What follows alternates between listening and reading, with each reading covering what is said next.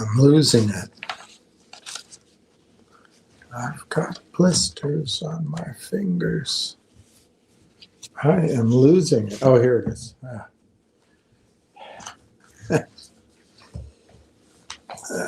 Pull this out of the way. Pull this out of the way. Pull this out of the way. Bring this up.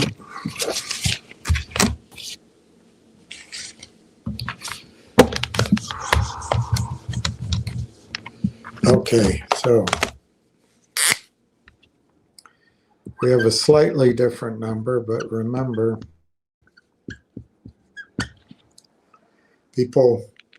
some people might be gone, who knows? So, but this is the current count that I have.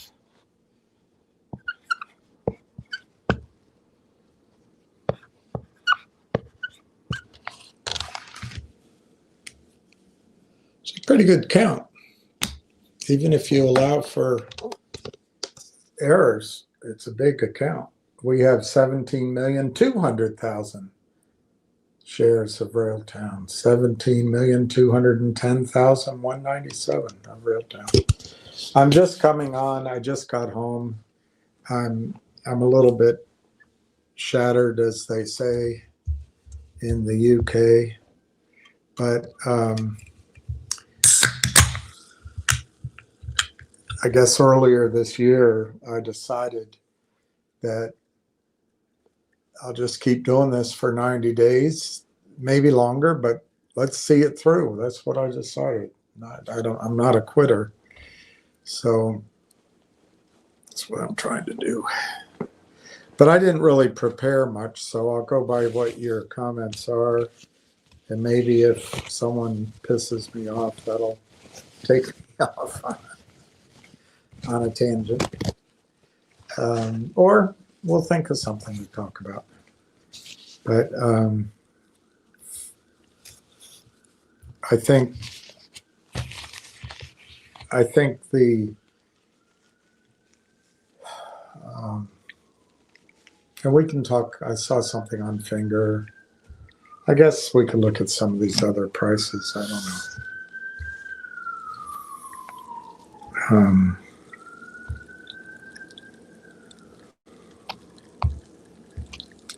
Yeah, Finger 113. Yeah. G-Bucks. 5 cents for G-Bucks. MTEN. 3 cents. 0.031. The whole campaign, and I think it comes at you from all directions.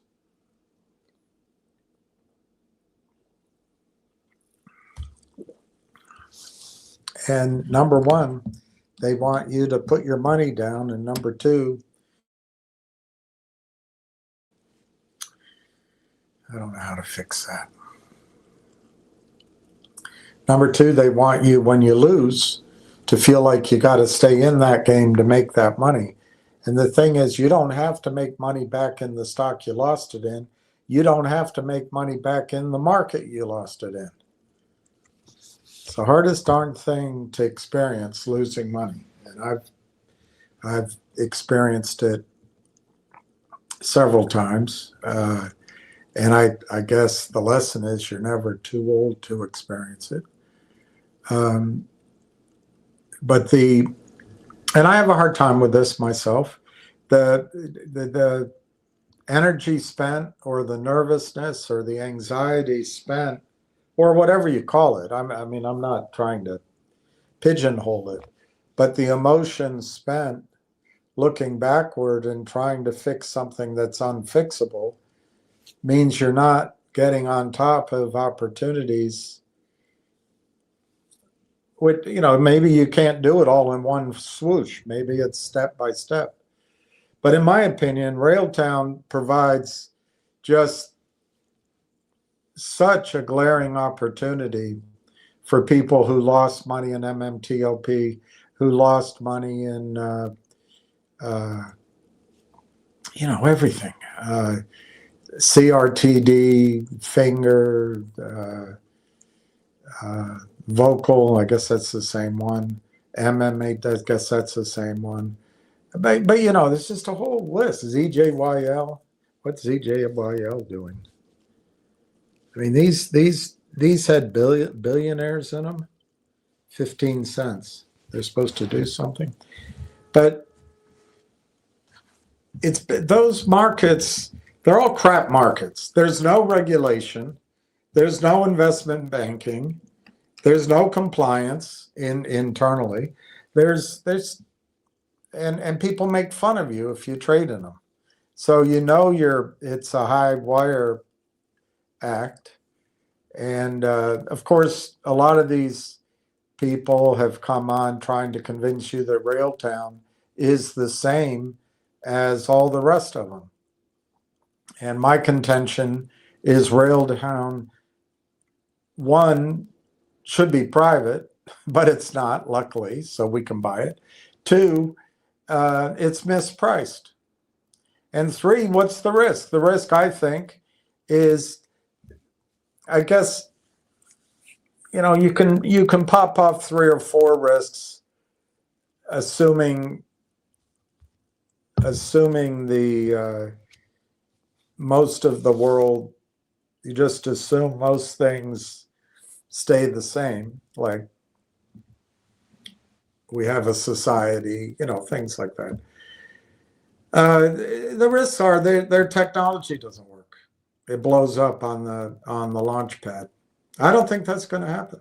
I think it's battle tested, and I think these guys at AIP Partners give a lot of credibility to the Railtown technology when they said to buy us so we can cross sell and use your technology as our platform, or I think it's as their platform, the network's platform. But even if somehow somebody came up with a Maserati that could win the races versus the Trans Am, or the Pontiac DeVille outsells the old Cutlass, or the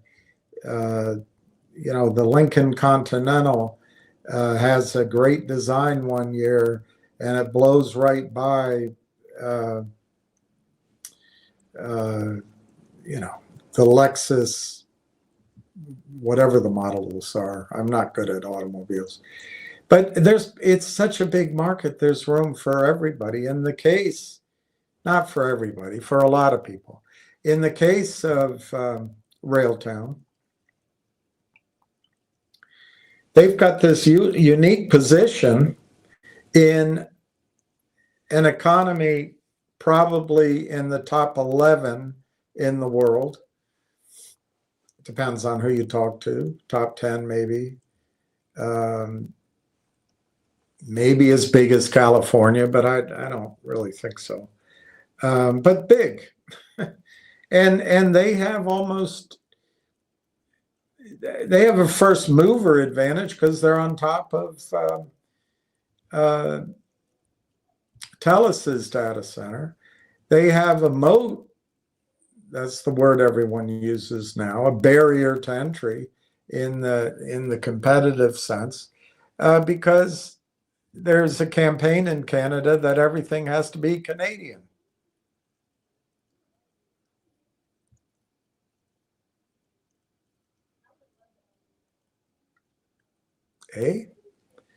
All right, let's see. Let's see what's going on. I need some water. I just that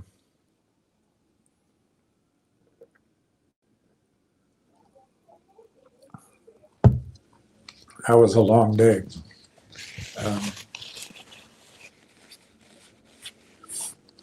So let's see. Hey, Red Pepper Ronnie. Yeah, I showed you how many shares we have. Silver Skyrocket, Red Pepper. Yeah, I'm doing all right. I didn't acquit myself very well when I went in. Way too nervous, way too. I told the doctor, if you were an envelope, I wouldn't open it. She didn't really get what I meant. But it's either because women or doctors don't have a sense of humor or I'm not funny. Which I'd lean with that I'm not funny.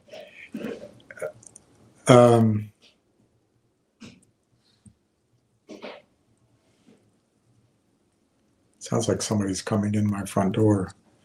When I had a house, people would come and go. I would have, but now.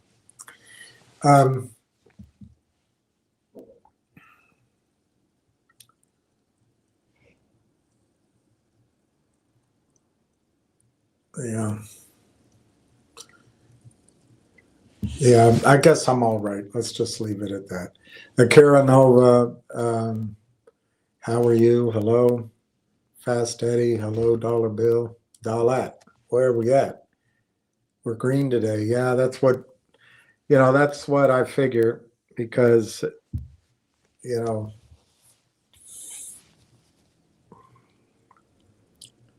know how much green. But look at the Silver Skyrocket. If you look at this chart, I was going to make a new one. Doesn't matter. You can do it yourself.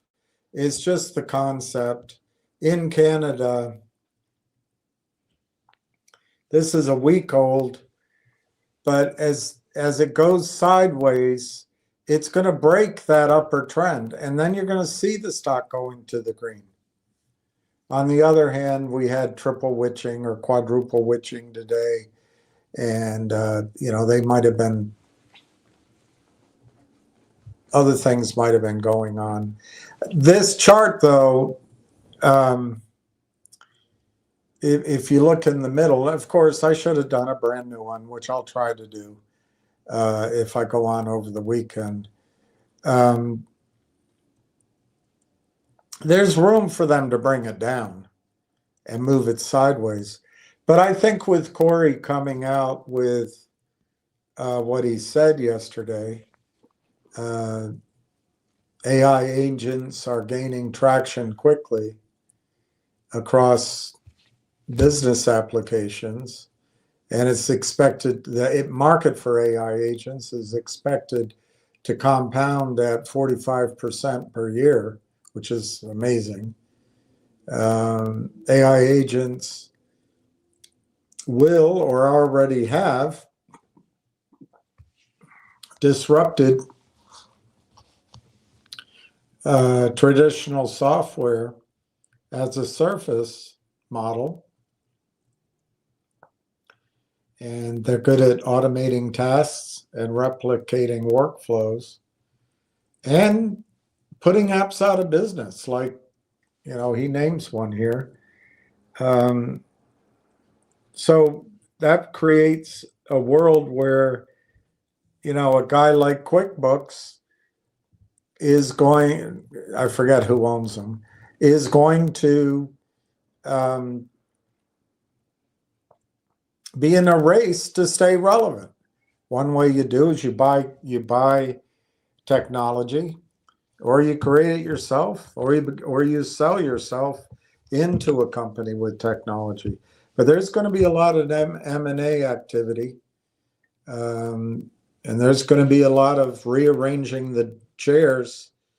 And I don't think it's on the Titanic. I just think it's more like musical chairs, where we don't know who's going to be sitting when the music stops, or if the music even does stop.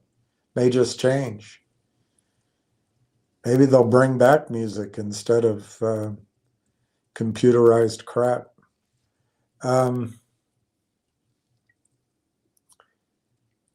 Everyone can anticipate that every app, mobile or web, will be updated with agentic functionality. You can expect every new startup to be built with AI functionality or built upon an agent development kit. So I'm excited to introduce to you our website. And it tells you what we've been doing.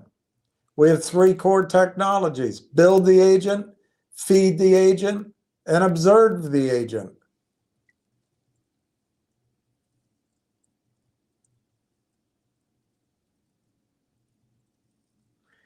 RailTracks, an agent development kit, which they've been working on for years, builds the agent. Rail Engine, it's real time, it's robotics, it's what you need to drive around in a car. It's a different method than what Elon Musk is using, but this is the way it'll go, probably. It's what you need to send drones into war. Feed the agent, that's what that's called. Rail Engine. Conductor is how you manage everything, and you make sure things don't loop and repeat and get lost and burn your capital and get into crashes. Observe the agent. They all work separately or they hang together, as Patrick Henry said.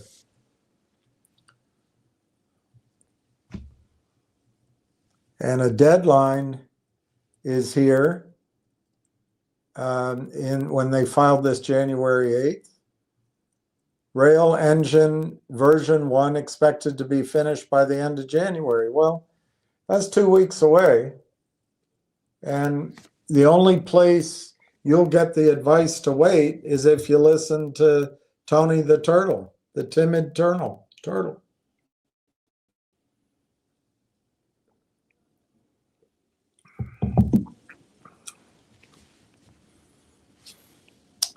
All right. Jack Hamilton, good late afternoon, sir. Hope you and everyone else as well. Same here.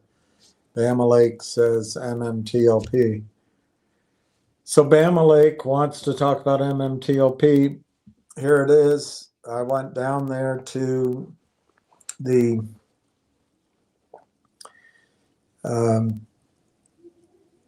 sort of a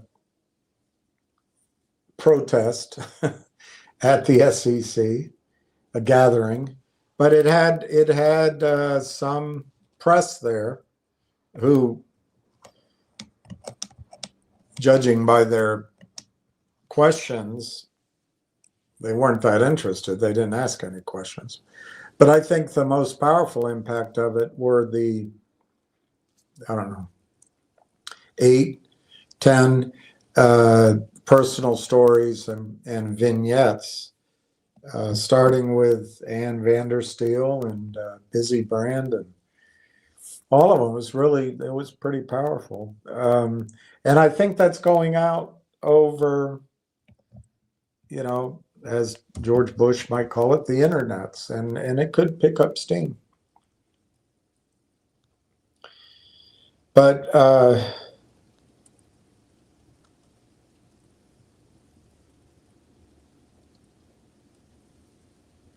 I don't want to be, negative. I heard a number the other day. I'm trying to remember where I can locate it. I don't remember the exact number, but the leverage in derivatives and just fake crap that gets created and bet on.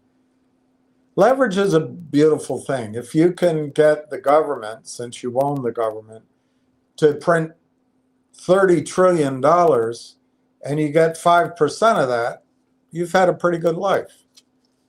And as long as everyone trusts the dollar and the bonds and the government. And that's not over with. You know, Greenland's a big part of it. Canada might be a part of it. China's, according to one source I read, making moves on Taiwan and even Japan. But the world may settle into power blocks. There's a vacuum. And I think the vacuum, you know, I don't know when the idiocy started. It might go all the way back to Clinton. Many would argue that George H.W. Bush was a statesman. I would say that's probably true. I personally think the last great statesman we had was Jimmy Carter. And notice I leave out Reagan. But even Reagan was a champ compared to the last, you know, the Obama presidency, the Clinton, but then George W. Bush. But then we went through 4 years of the most wokeism, womanism, make up your own reality. We're going to mandate this on our lived experience crap.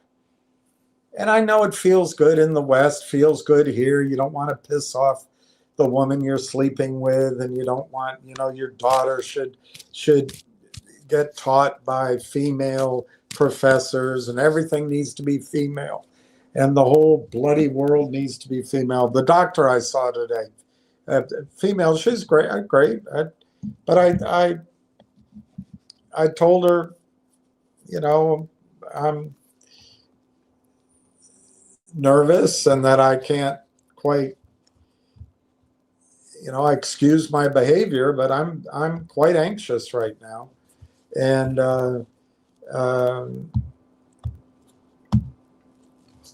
you know, without going into details, she said something like, well, how do you think women feel? And I'm like, what does that have to do with it? I'm just talking about me. But anyway, this big experiment we have going on that we're so proud of in the West, I hope it's right that without any study, without any peer review, without any real life trial runs, we've gone woke. And maybe it's the best thing that ever happened to humanity. I don't know. But it's not happening in China. It's not happening in Russia's orbit. And I saw the other day that Starmer, Germany, that guy's saying that everything's over. I mean, I guess he's mad at Trump.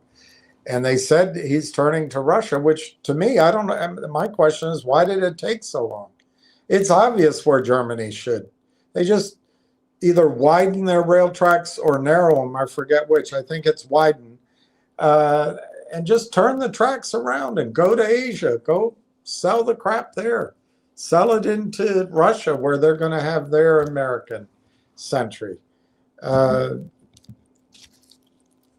But the point is, under Biden, a very, very much the apex of womanism and wokeism. In general, women, or at least this form of women, I don't know, and men, the simps that go along with them, it's about the results. It's not about the integrity. We know what's right, so let's make it work that way. Well, that's ends justify the means. That's very my limited understanding of Marxism and communism and social. That's all. It's all that stuff. And I didn't pursue it, studying any of that, because to me it was boring. I liked the Russian Revolution. I like history, but But anyway, under Biden, however you want to characterize it, we lost our way. I think under Obama, under George W. But and I'm not, I know there's those of you who don't agree with Trump, and I certainly am not a big fan of one aspect of his policies, which it's my understanding now Congress passed a law that you can't criticize them. We've gone insane.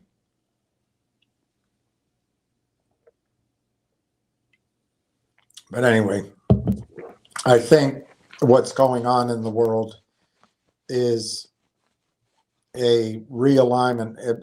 Power abhors a vacuum. Greed abhors a vacuum.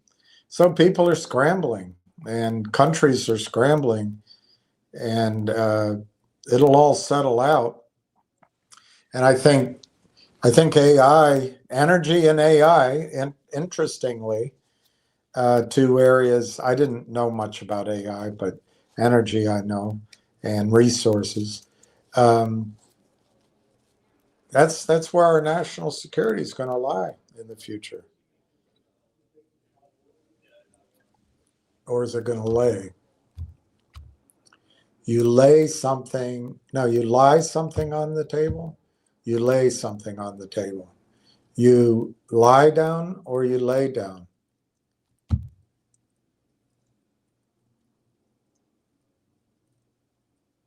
All I ever remember is my dad said, you can lie as you lay, but I don't know.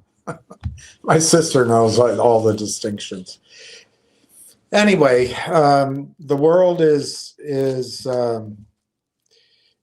going through a great period of vicissitude, and it's I don't think it's Trump. I think Trump's doing the acts, but I don't think Trump is the moving force behind. Well, I guess it depends on how you define it, but I think a lot of this has been national, sub rosa national policy for a while. But it's all about getting ready for the showdowns to come. And anyway, I don't know how I got off on that. Oh, MMTOP I was talking about.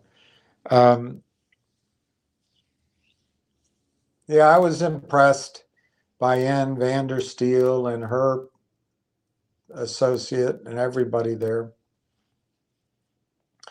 But I do not think you can expect the government or Wall Street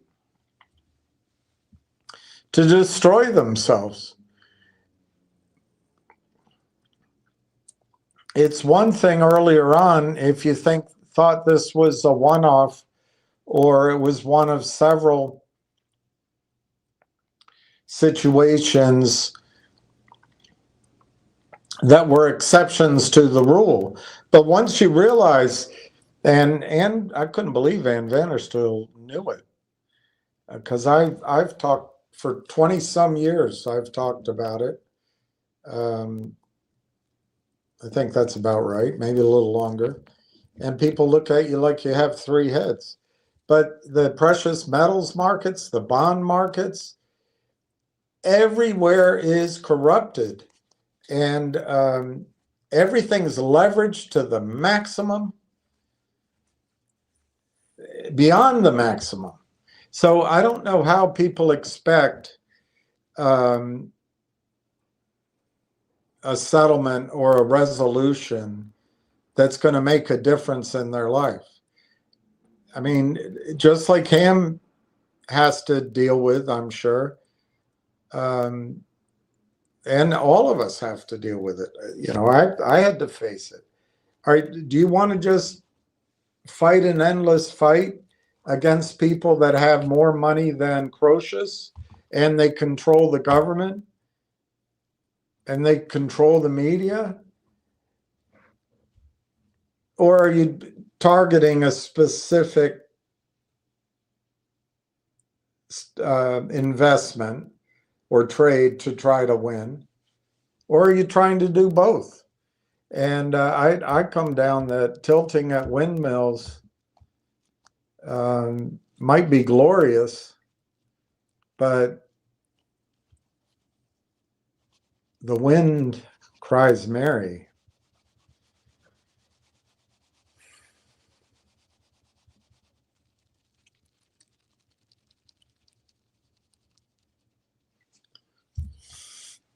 Bamalik, I don't know if you own any Railtown. Looks like from your house you could afford to buy 10,000 shares of Railtown. That costs you about $3,000. I don't know how much you lost in MMTOP, but if Railtown goes to $10 a share, which I think is a pretty reasonable target, give or take $5, so anywhere from $5 to $15, I think it's all within the sweet spot. You'd have 50 to 150 grand, a midpoint 100 grand. That's how, I don't know what you lost in MMTOP. For me, that would 10,000 shares of Railtown at 5 would get me all my MMTLP money back. Now, it wouldn't be in MMTLP. Nobody would go to jail. Justice wouldn't be done, but my account would be restored. Of course, for me, which I've tried to do, I need a high number, which might color some of my thinking. I don't think so, but could. If you throw in what you lose in finger, what you lose in GTII, what you lose, you probably have to own more shares. But Railtown is at 30 cents is, I think, 20x just to get to the starting gate, just to get at the valuation levels of Lang Chain, a lesser product in many ways, or younger product, but maybe it's better. Nobody knows who's going to win, I guess. But they valued that at $1.25 billion during the summer. I'm sure they've blown through their 125 million already. So they'll do another round, or they need to just do the round just to get the thing up.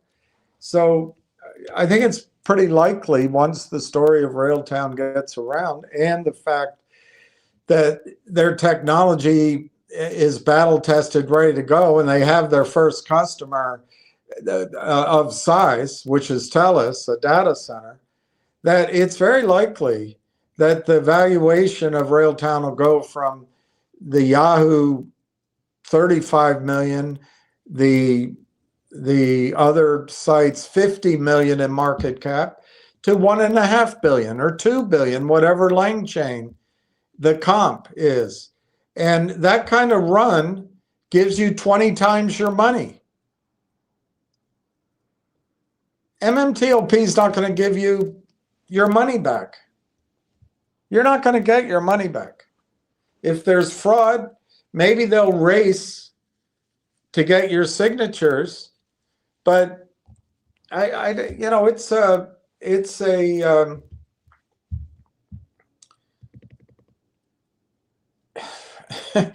Wall Street's not in a good position. If they settle with you, Bama Lake, it's going to set up class action lawsuits until every shingle on Wall Street is taken down, and the only place shares will be traded is in Shanghai. They can't open themselves to that. So they're going to have to seek some sort of immunity in Congress. It's now, in terms of winning in that sense, that you get the system fixed, that's great. But how do you make money on that? How do you make money on that? That was my dilemma. I don't know how you make money on it. And once I realized that Bill Clinton made it legal to stuff your account with a unsecured claim on a pool of stock which has been securitized every which way but loose, that part of what goes on is intentional, the biggest part of it. So I don't know. I love that people are finding things out. I do believe fraud will change recovery, but then you got to prove what was the harm. And then you got to answer, why didn't you ask for your shares of Nextbridge for 3.5 years? And then you've got to answer, why is Nextbridge worth zero? And then you got to answer, well, yeah, they got the great projects in southern Louisiana, but Oro Grande, they don't even own anymore.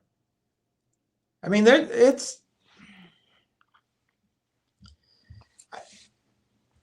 I don't know. I stand ready to support the fight. I have fought. I just personally think if I can help turn 17 million shares of Railtown into $170 million or more, call it $150 million, maybe we will have some money that we can go hire lawyers and hire auditors and hire campaigners and maybe walk the halls of Congress with our own bribing money legally. But anyway, keep bringing up MMTLP. I mean, I guess it's useful. And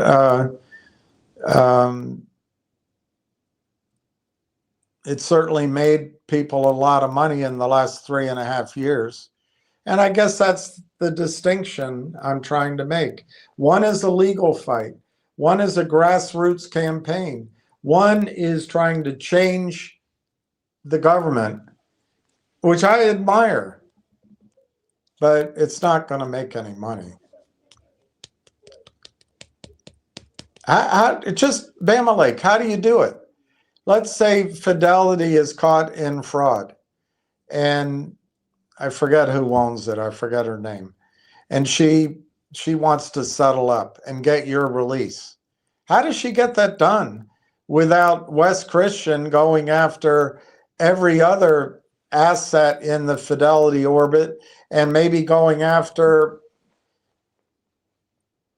dozens of companies that have been ripped off, going after all of Wall Street? I don't think they're just going to admit wrongdoing, so then they'll settle up without admitting wrongdoing. Well, if the lawyers get paid, the lawyers will do it again. Lawyers are like Pavlov's attorneys. And I don't know. It's a Pandora's box. And I don't think Wall Street or the government is going to voluntarily open that box up.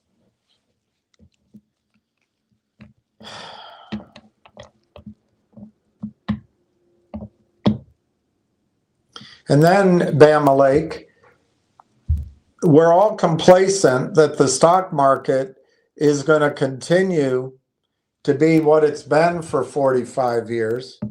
And I'm not altogether clear on that. It's time to try to make some money and build independence rather than counting on a bunch of bribed congressmen and corrupted regulators and clueless Wall Street firms, other than the guys doing it. But anyway, let's just keep talking about MMTLP. I'm sure we'll make our money back. I'm sure I'll get my $8. I'll just leave it in MMTLP. I won't move it over to Nextbridge. I already did.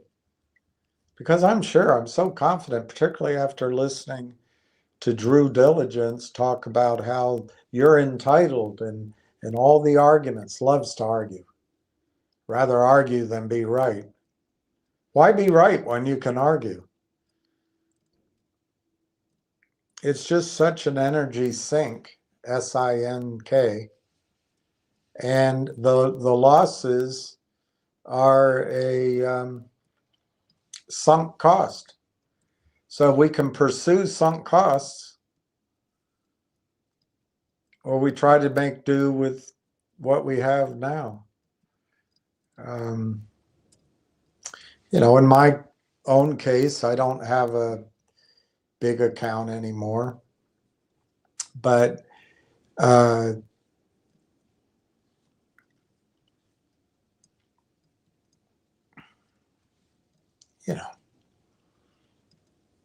I'm trying to take control of what could happen. The argument is, well, you've been wrong. You said it a year ago, you said it in June, and the stock price is down, so you've been wrong. But, I never promised you a rose garden, in the sense that particularly low price stocks are volatile. They're subject to manipulation. But Railtown, there's a way out. They're in an industry where hundreds of billions of dollars are sitting on deck, ready to be launched, or sitting behind barriers, ready to gush downstream. And there's no money ready to lift MMTLP up. You're going to see a settlement in MMTLP maybe at some point. After time, you might get some of your money back.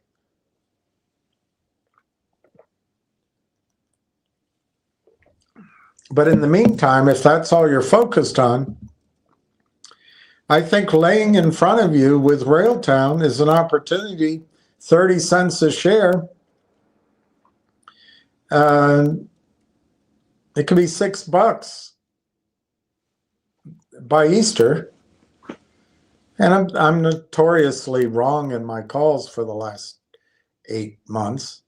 But once the story is known and people act on their knowledge of the story, what do you think? Is Railtown worth 35 million in market cap, or in this arms race where hundreds, if not trillions of hundreds of billions, if not trillions of dollars are pursuing every company out there? Should it be valued closer to whatever Lang Chain is worth now?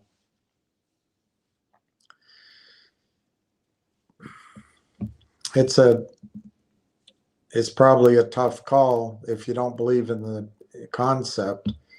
But if Lang Chain goes next round, they do it at 2 billion or 2.5 billion. Railtown's worth $5 in the midpoint, at the midpoint. If Railtown gets a valuation equivalent or better than Lang Chain, maybe at $2.5–3 billion,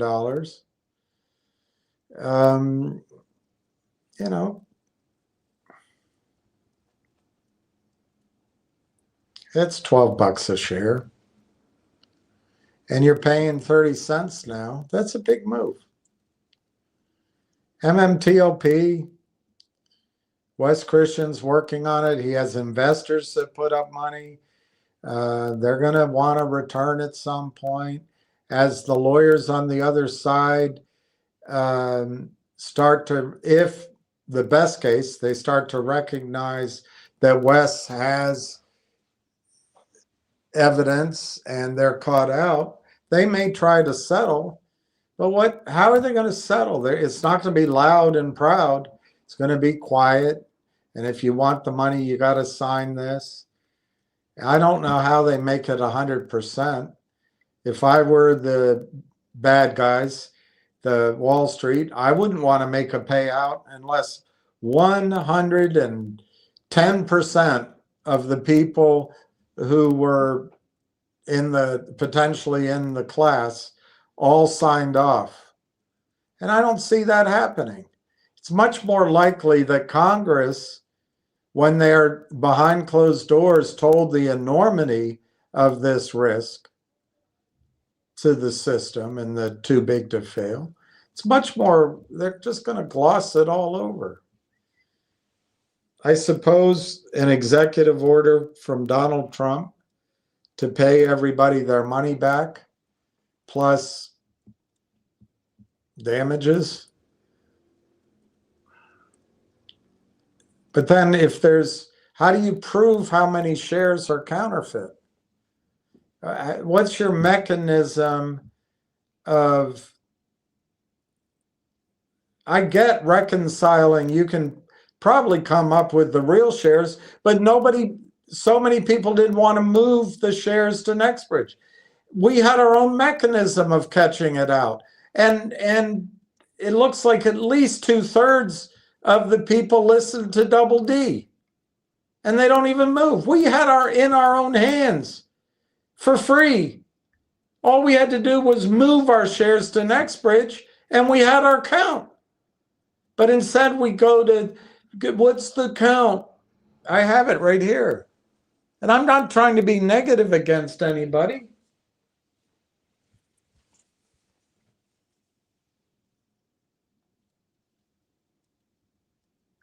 What's the count? We could have the count, but no one wanted to do it. And you don't recognize that's why they do it. So it's all confusing but at the core, if you can just understand one thing, Wall Street makes money doing this. And these other people that join in, they are breaking the law, but Wall Street doesn't really want to stop them. And I'll tell you what, Wall Street doesn't want to make a payout because that'll just be the first brick in the wall the other direction, the first brick out of the dam, and then, or the first finger out of the dam, and then the North Sea comes crashing in. I don't know. I can't make it make sense how they're going to make a big payout and not string people out forever.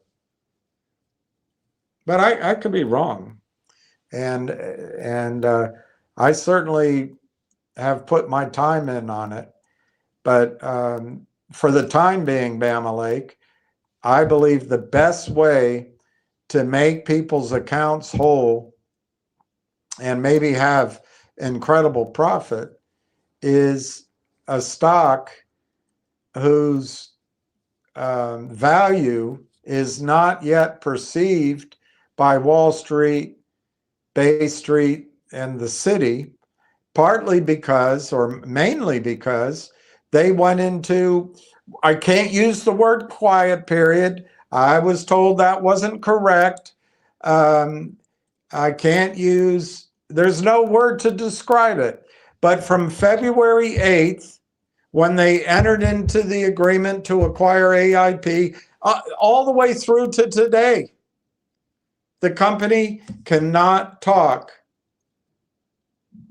about certain things. I don't even know what they are. And people, the big institutions and smaller institutions in Canada who know the story, they are not allowed to buy because they know something the rest of us don't.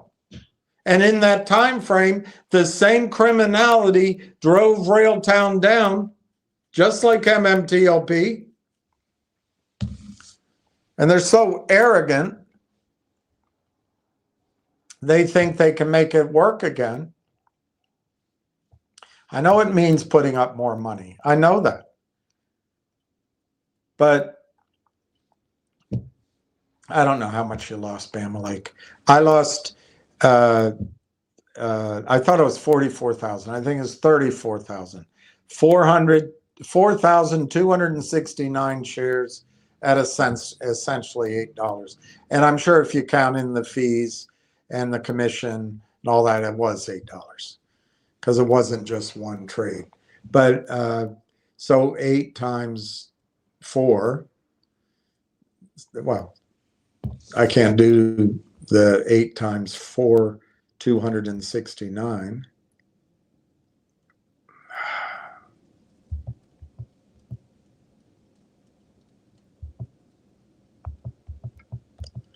Yeah, 34,152. That's what I lost in Railtown. I mean, in MMTOP. But I moved it to Nextbridge. And I actually think Nextbridge, in the next cycle of the market, we're going to have a blow off top to this market. There'll be a crash. Money will flood in. We'll be rebuilding America, reindustrializing America, reshoring industries, and we'll need oil. We'll need natural gas. And I think Nextbridge will get me my money back and more. But it could be 5, 7 years from now. I don't think MMTOP will get my money back. But, you know, just to make that MMTOP portion of my losses whole, if I were to buy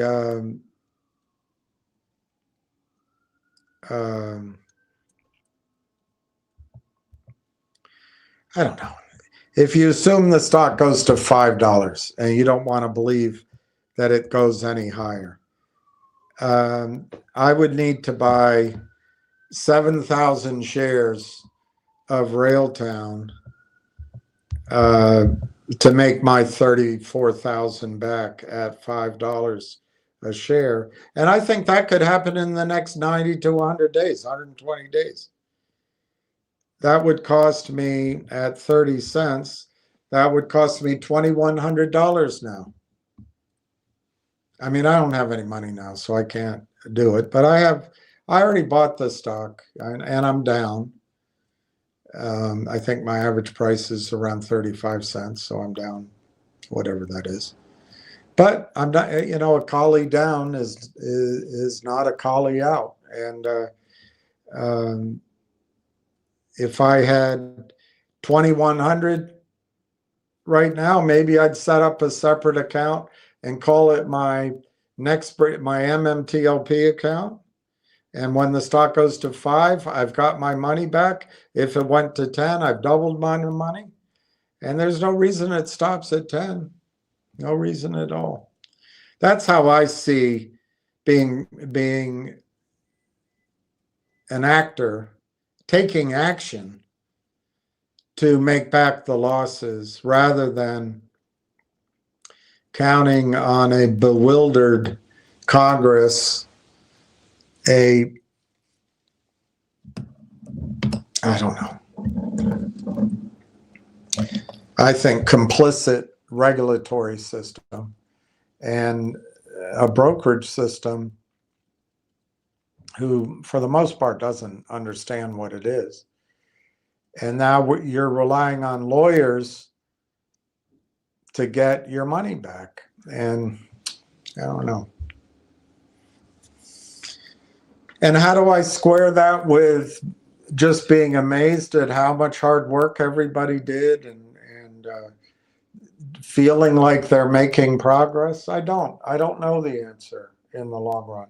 I just don't see how the government, the banks, can allow a settlement without some sort of ruling from Congress that this is not precedence. You can't use this in any other court case. I don't know how you get the whole class to sign off. I don't know. Apparently, the brokerage firms are colluding with each other and not making distributions now of Nextbridge. I think that's illegal, but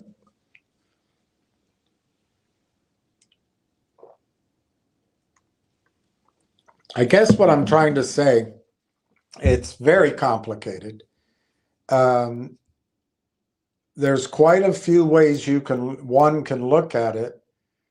that the end result is going to be really disappointing. There's other ways that it could be great. I think it's going to take time.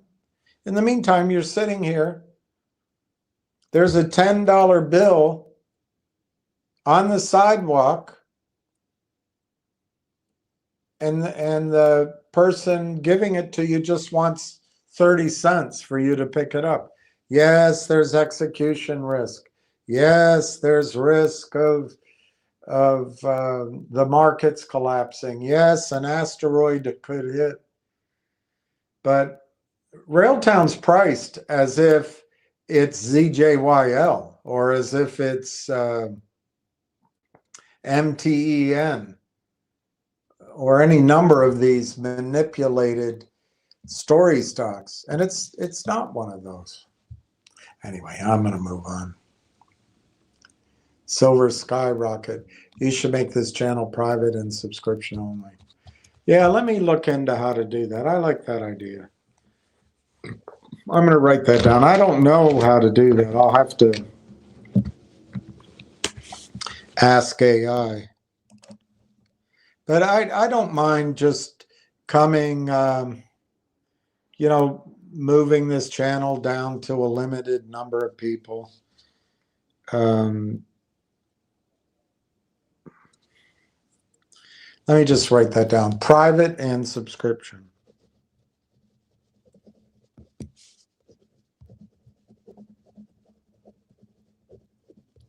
I like that idea. Red pepperoni. I like that idea. And I'm going to look that up. I am going to look that up. Jack Hamilton. Mama didn't raise no quitters. No, I'm not a quitter. I'm a...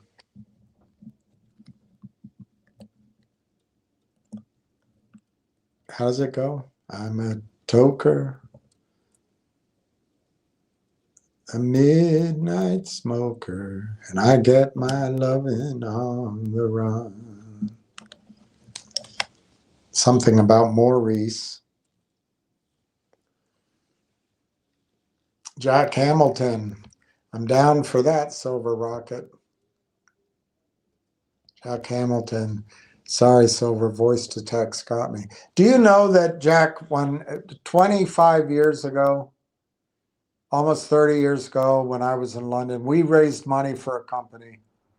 That was probably 25 years ago. We raised money for a company, and that's what they did.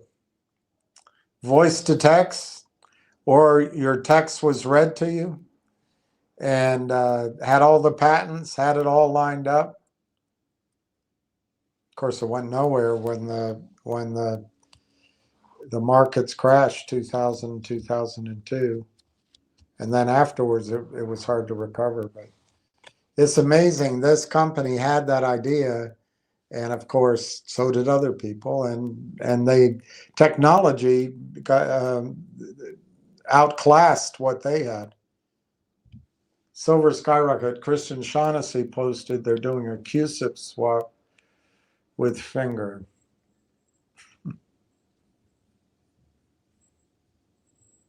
I like Kristen very much.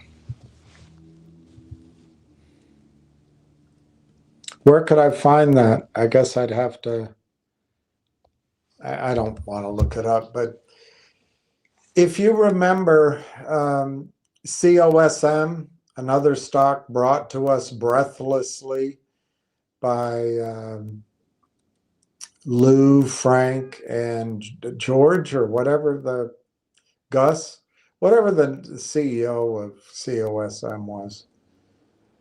And I'm not blaming anybody. I'm just observing. But that was one of the key selling points. They were going to change the QSIP, and it was going to make it squeeze. Beware of all that. They want you to believe, and I'm not picking on anybody telling you to do it. They may not know. These ideas get out there as great ideas, and the people that share it may not know that they're spreading a really implausible concept. But simply changing a CUSIP number is not going to cause a squeeze. It isn't. It isn't.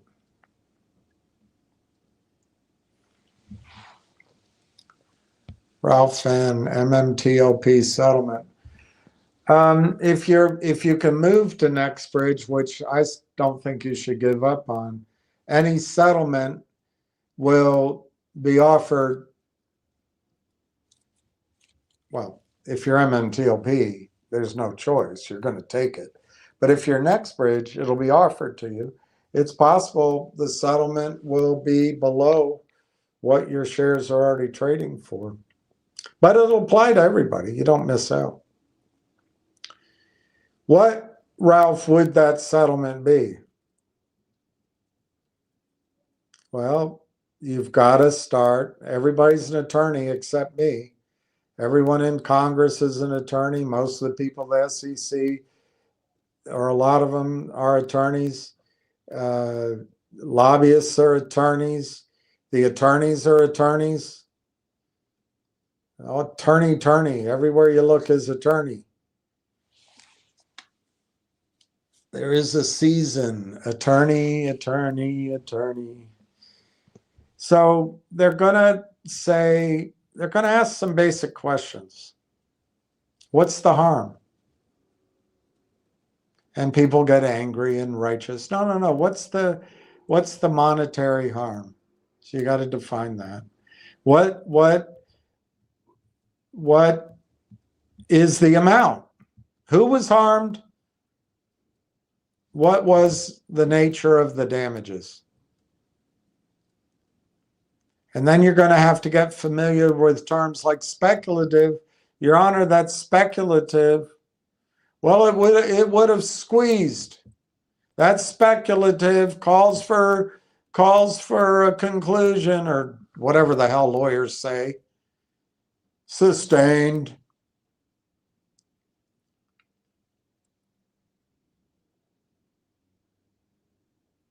Well, it was unfair, Your Honor. We stipulate that it was unfair, but what was lost? We argue, Your Honor, that the client had a right to exchange their MMTLP for NextBridge shares, and that's the only thing that our clients on the bad guy side had to do. We left our window open for 3.5, 4 years. And Your Honor, at some point, we had to close that. My clients had to close that window. And 2/3 of shareholders of MMTLP, of so-called real shareholders, didn't even ask for their shares in NextBridge. So, Your Honor, now they want to come back and ask for something?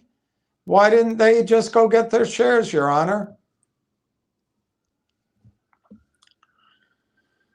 I don't know what the settlement will be. Fraud is the best path, fraud. But then, even then, what was the harm? Did you not get your shares? Well, I never asked for them. Well, so why are you in court? Well, we should have had a squeeze. Well, the FINRA came up with an obscure ruling, but it's in their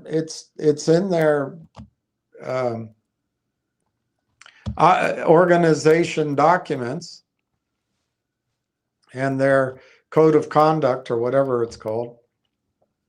There are articles of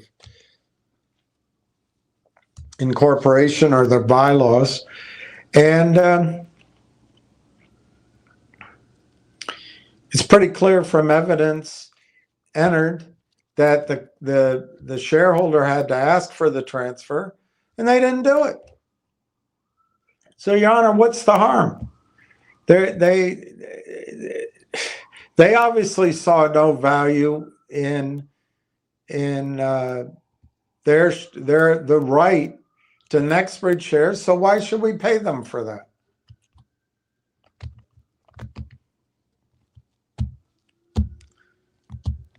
Well, it would have squeezed. Well, Jessica Hopper blocked it. And she had a right to.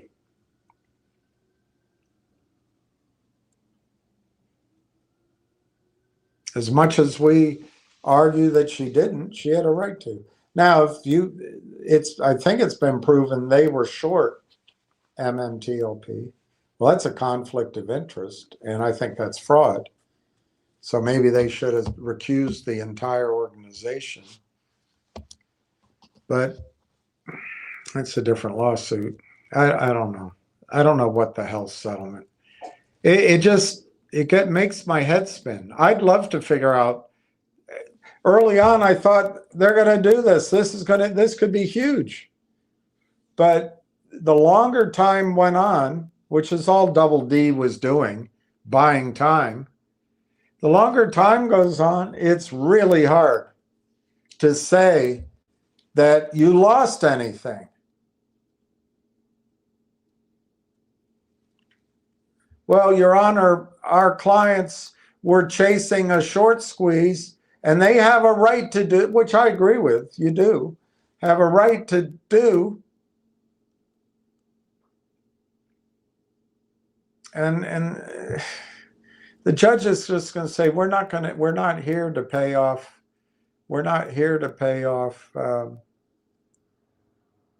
short squeeze profits. Well, Your Honor, they shouldn't have stopped trading. We could have gotten out.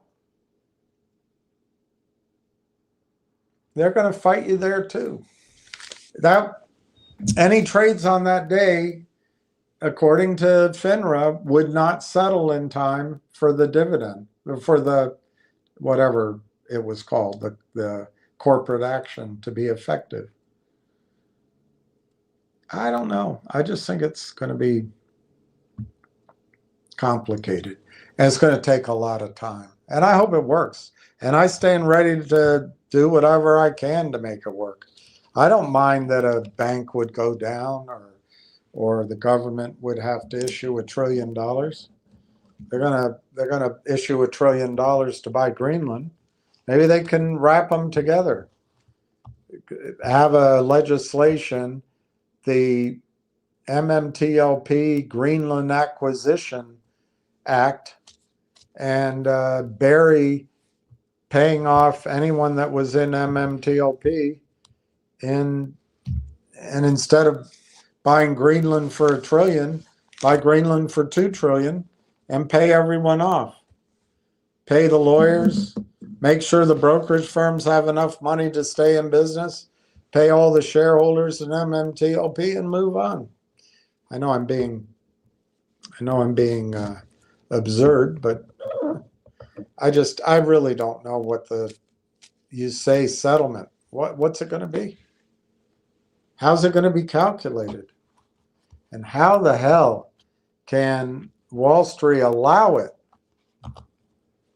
when they do this same action in silver and gold and government bonds, in mortgages, in every single over-the-counter stock that's ever existed for the last 15 or 20 years?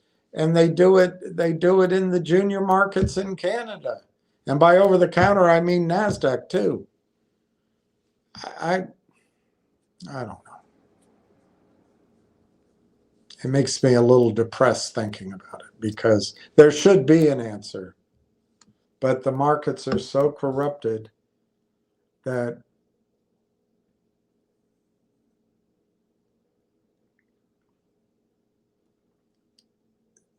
to solve this problem and settle, you have to blow up the entire, in my opinion, you have to blow up the Western financial system. Maybe it's worth it. Maybe it's worth it.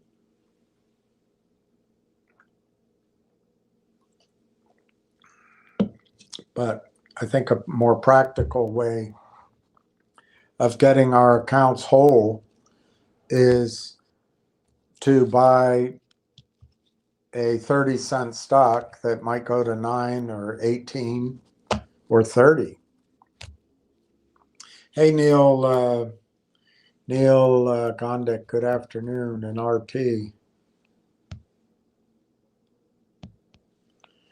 800,000 shares in the Canadian. All right, so this is starting to look like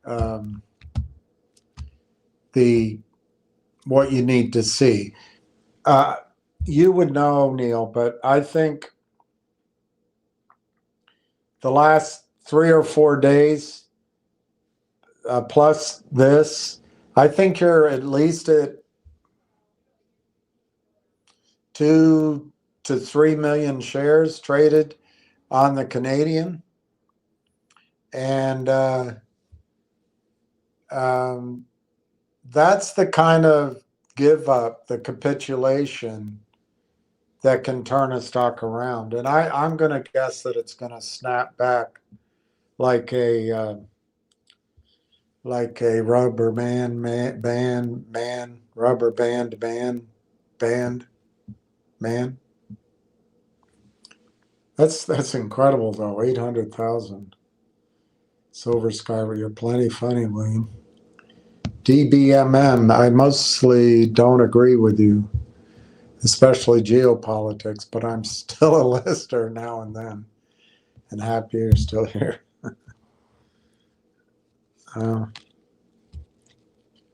Most people don't agree with me, so you're in good company there. I don't know what your idea of what's going on in geopolitics now. Do you think it's still a bipolar world?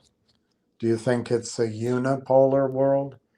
Is it still the new American century? I don't know. I just don't know.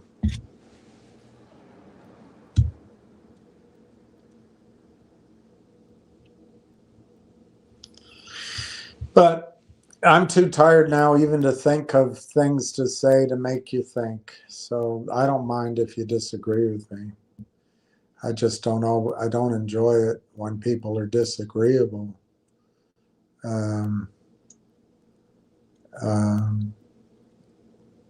Or unpleasant, but I don't mind people disagreeing with me. I like to know, the only way I learn is if people can tell me why they disagree, but that's all right. We don't have to get into it tonight. Please don't leave, whatever some say. Well, I get worn out. I get really worn out. But yeah, I'll try not to leave. Giuseppe, William, I hope your blood work results were good and all markers within ranges.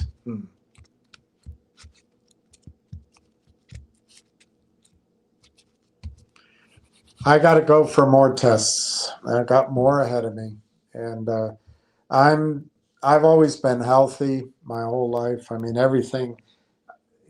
I'm still at that point. Other than my cataract operation, I'm still at the point that I can fill out a medical questionnaire. None of the above. So hopefully my general health will get me through. But yeah, I got to go for more. My brother told me they just do that to make money, but I don't know. I'm not as cynical as he is that way.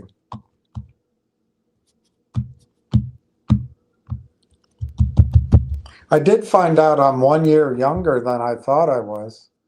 I've been telling everybody for months that I'm 1 year older than I am, and I'm not. So that was good. I picked up a year. PJ, thanks for going to the MMTLP presser. I appreciated your firsthand insights. Yeah, by the way, I was really impressed by everybody there. Massively impressed. And if anybody can get anything done, it'll be those guys and girls. I'm not, it's the language. But I think it's a policy change has to be made. And I just think it's too big to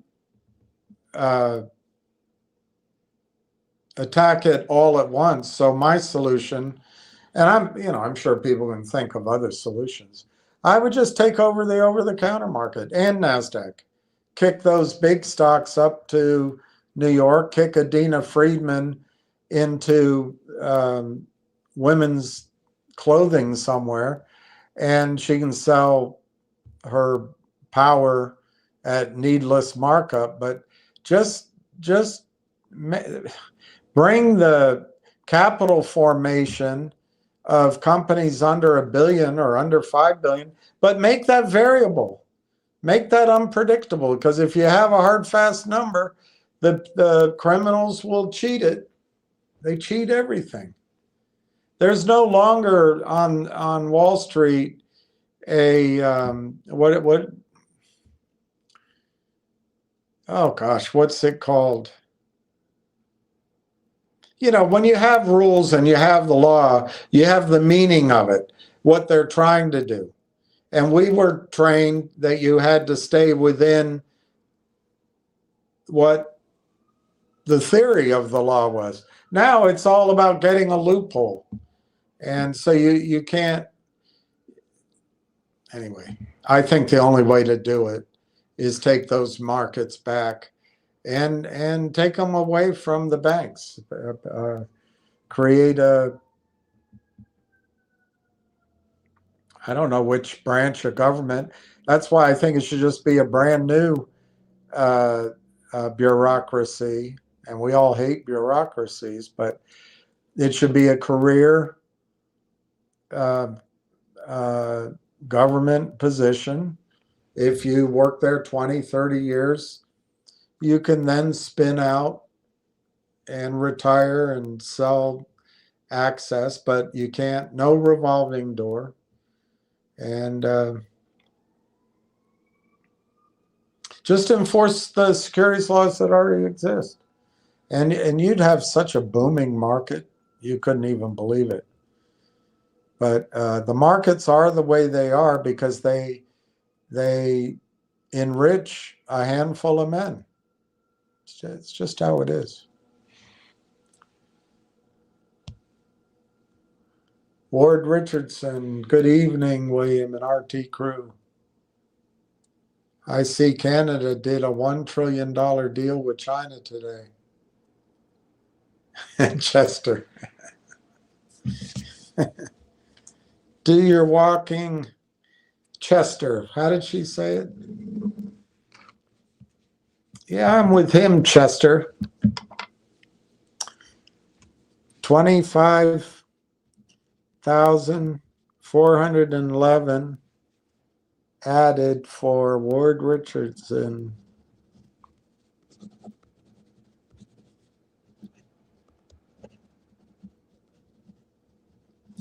Pleased to meet you, Gloria.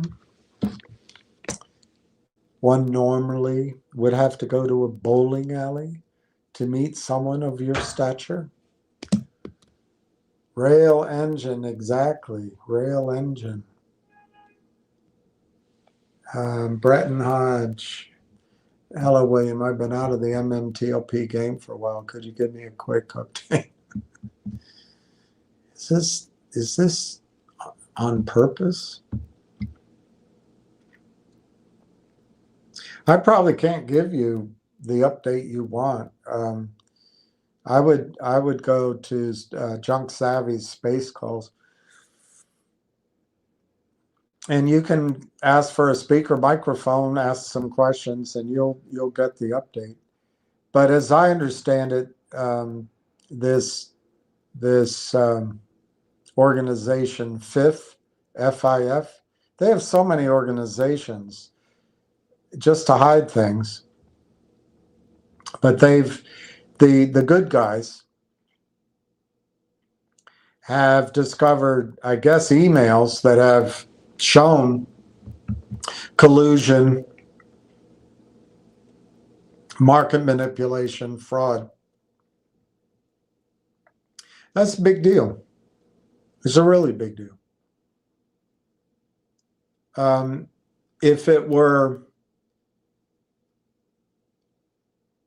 If it were a that's why everybody signs arbitration clauses in when they open accounts.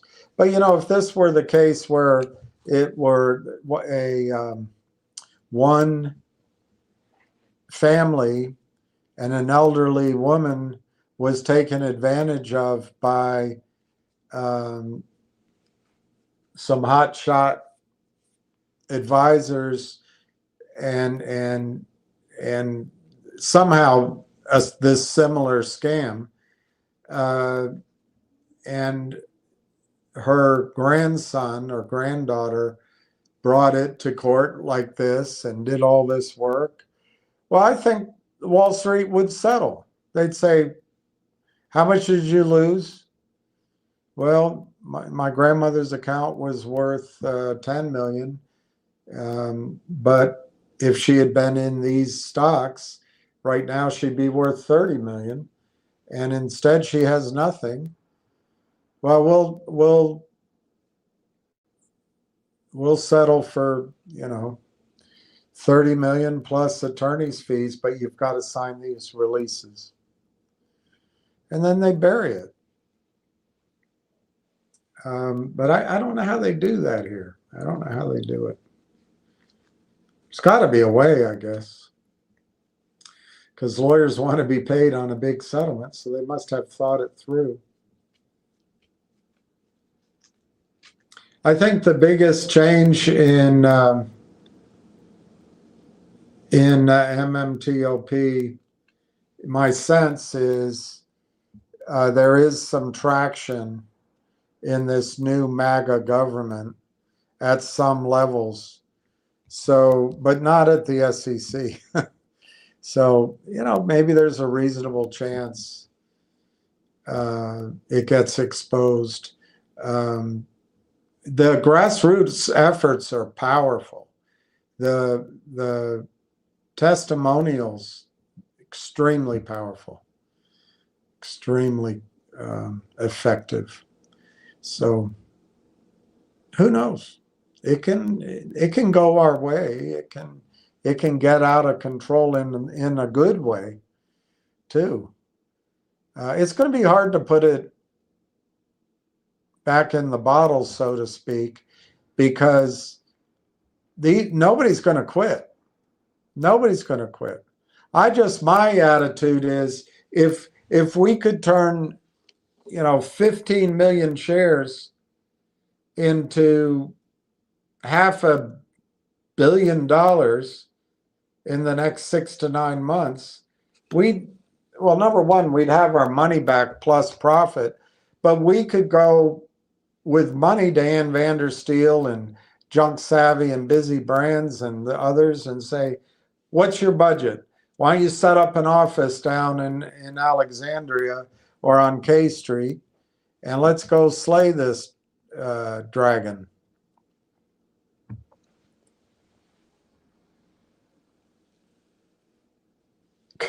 Completely inappropriate response by your doctor. I thought so, but she, I don't know. I just said, look,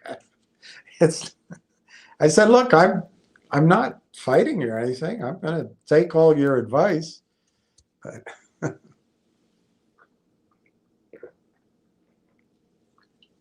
I did ask her, did I tell you that? I did ask her, do you have a good relationship with your father? Or I said, what is your, well, he's dead. And I said, well, mine is too. But when he was alive, did you have a good relationship with your father? She said, oh, I loved him. We were very close. I said, oh, that's good to know. Merkel destroyed German industry and opened the borders. Germany is cooked. Yeah. I liked her, but I guess I was wrong about that. Part of the problem is, Giuseppe, it's another thing you're not allowed to talk about. And when you do think about it, it's almost like it was planned. But I guess we're better off with a lot of divorce and people waiting until their 40s to get married, and people, I guess, competing in the markets, and it's all fair. I don't know. It's all a big experiment as far as I can tell. But one of the consequences is there's no children. Yeah,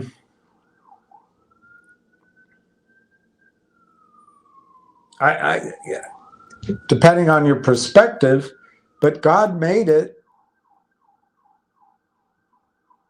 for some reason that men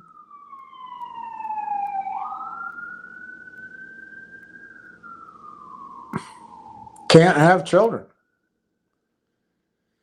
So when you think about it, you can send an entire generation of men to war, and most of them can get slaughtered. But on a species level, the men that are left can create children, more than enough children to keep society going. But when women decide not to have children, who's going to have them? You go from, 8, 10, 12 children way back, and I'm not saying that's the way it should be, but you go down to maybe one child per woman, and not all women. I'm not trying to put a value judgment on it. It just means your population is going to suddenly crash. And in the case of Germany, who's going to work all those jobs? They're an industrial powerhouse. So she brought in en masse. I don't know who could learn German, but she brought in a bunch of people that didn't speak German and that had different cultures. And I don't think it worked. But every Western country is facing that issue. Every one of them, Korea, Japan. Russia was facing, I don't know how they are now because of alcoholism and drugs and general the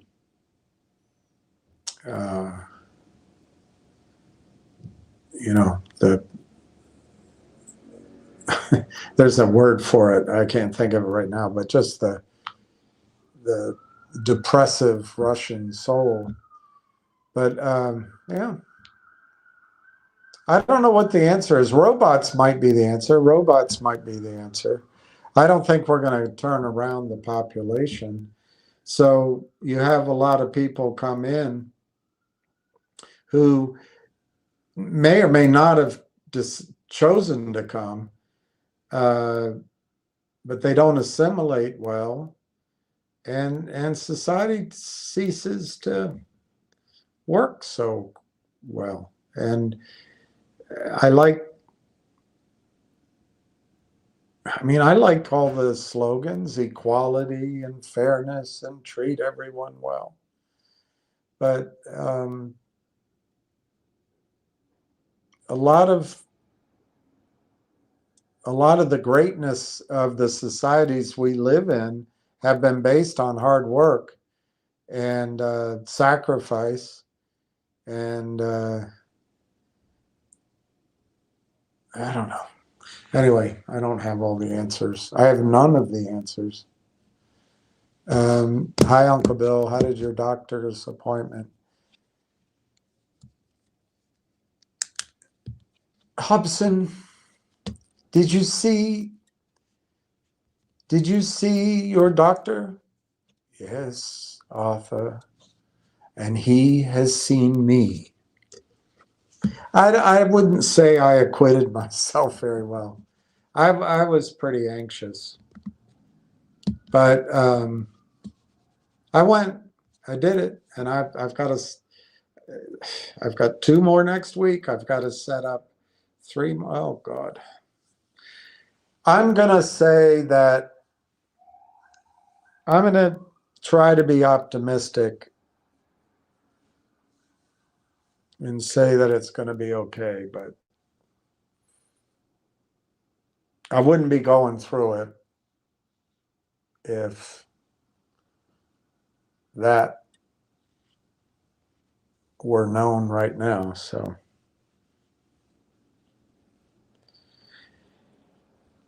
it's just like Clint Eastwood says, we've all got it coming, kid. Sleepy beaches. Would it be smart for me to Google search what companies are doing the same thing as Railtown, and are they funded right now? Competition is fierce in this AI age right now. Well, you know what? Since you just want to throw out FUD, why don't we ask Perplexity?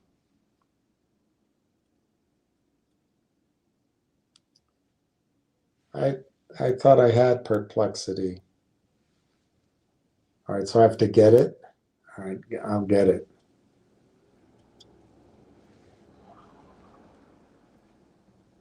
That's the thing. When you do things on your phone, it's all different.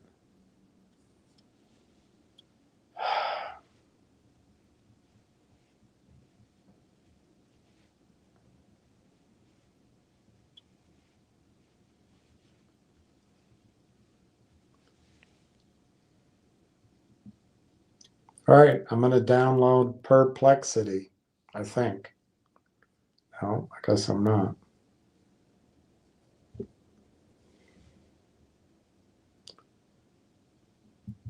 All right, let's just ask Google. All right, I'm going to ask your question. Quote, what companies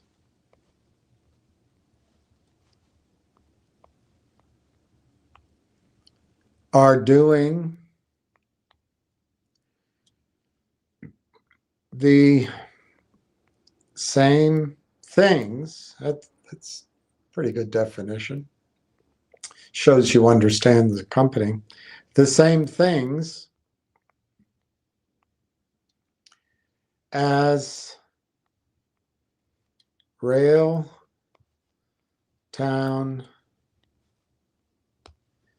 AI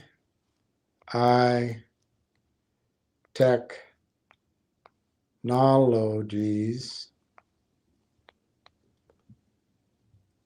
and how are they funded right now?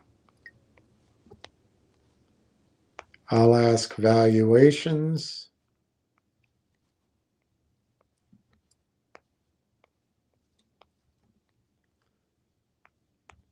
Are any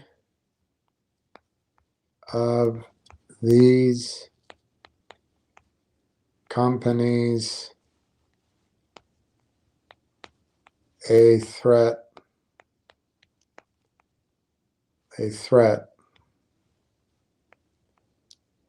to Railtown? So I expanded your doom and gloom question slightly.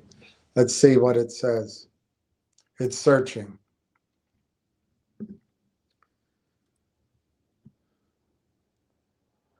Okay, Railtown AI Technologies focuses on AI-driven developer productivity tools, specifically in automated root cause analysis, logging. I'm a lumberjack and I'm okay. I work all night and I sleep all day. And software development lifecycle monitoring.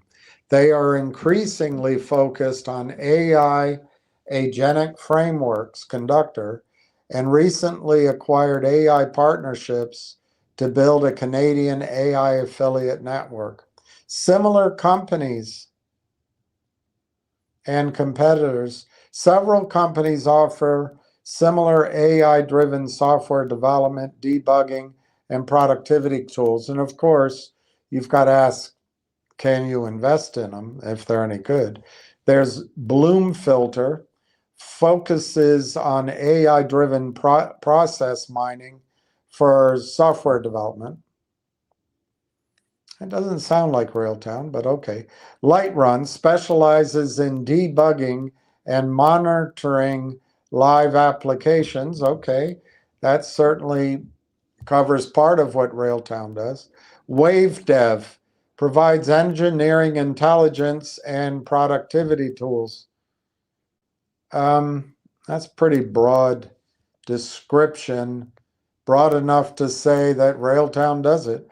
DeepSource offers a DevSecOps platform for code quality and security. Yes, Railtown is in code quality and security, but they also do more. SEMA specializes in assessing software code and managing AI implementation risks. Railtown does that and more. ZenHub focuses on project management and automation within GitHub. Well, GitHub's owned by Microsoft, and all of Railtown's offerings are embedded in Microsoft. Sonar focuses on code quality and security. Okay, sounds like Railtown. Scale AI, a major player in providing high quality data for AI training. Well, I think Railtown isn't providing the data. Railtown is agnostic to where the data comes from, but they are that layer that allows a developer to build an agentic tool. Funding and valuations. Railtown AI. As of late 25, early 26, Railtown has a market cap of approximately Canadian dollars 50 million to $60 million. They previously raised funds via private placement in June of 2024. US, it was slightly over $600,000. They don't tell the valuation. Competitors, these range from venture-backed startups to well-funded, established, or acquired companies. Scale AI, a leader in AI infrastructure with significant funding, valued at high, often unicorn levels. Well, that's great. That's where Railtown should be.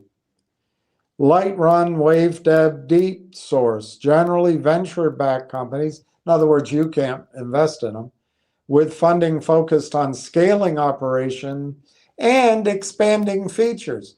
Railtown already has their things all built out. Now, I'm sure they will expand, but they have it built out, and it scales. It scales. But you can't invest in a venture-backed company unless you're a head honcho. Q1 Quantum, it trades on the TSX, a similar Canadian entity, and it trades at a $70 million market cap, O1 Quantum. NTG Clarity Networks, 60 million market cap. Are they a threat to Railtown? Yes, several companies present a threat. Direct competitors, Lightrun, DeepSource, and WaveDev. They compete directly for market share in developer productivity tools, offer similar observability and debugging features. Well, I'll have to look into them. It's only part of what Railtown does. Large ecosystem players, Microsoft, While Railtown is a Microsoft partner, Microsoft itself continues to enhance its own Azure DevOps and GitHub AI capabilities, which could cannibalize third-party tools. Except they've signed an agreement, an NDA with Railtown. I don't know. AI agent framework competitors. Railtown's request completion framework aims to compete with LangGraph. Well, LangGraph came after Railtown, but all right. Other emerging well-funded AI startups developing agentic workflows are direct potent threats to this new product line. But I guess they don't threaten LangGraph. Railtown's strategic position. Railtown is attempting to differentiate itself by focusing on agentic, AI agent, workflows, not just traditional code analysis, and by building a quote unquote AI affiliate network in Canada. It's already been built.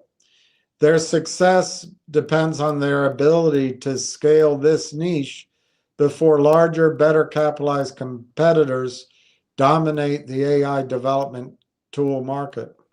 Look, respectfully, Sleepy Beaches, that analysis just came out. It sounds clever, cogent, and well presented, but I just think it's regurgitating what it's read.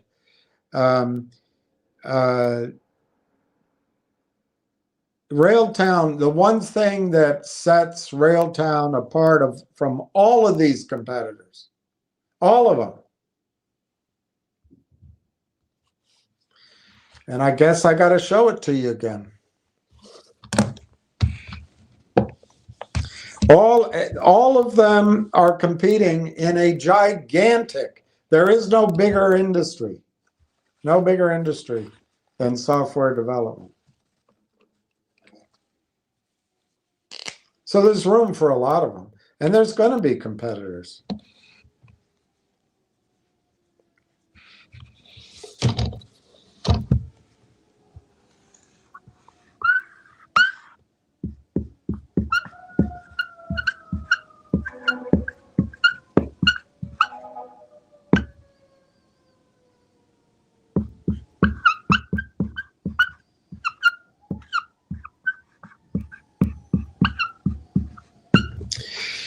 So in Canada, you start with a hyperscaler, a data center that's been built. It's already built. It's already up and running. Built by TELUS, populated with NVIDIA chips and stacks, HPE.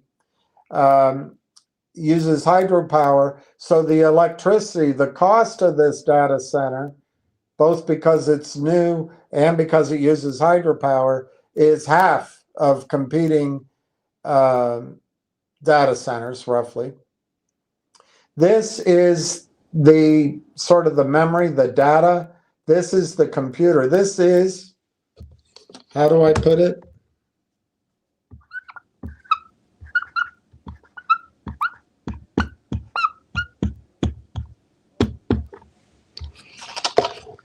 This is the compute.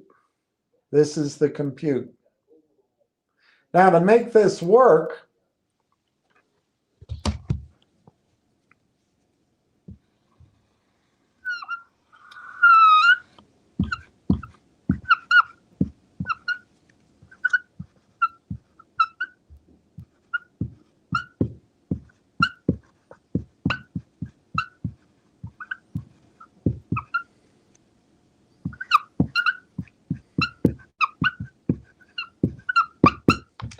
the current path is to use large language models, the neural networks, basically, so that when you ask a query like what companies are doing the same thing as Railtown, the brute force of the computer doesn't have to go through every single data set in the computer. It just creates these models that it targets where Railtown is and other things. I mean, that's my basic.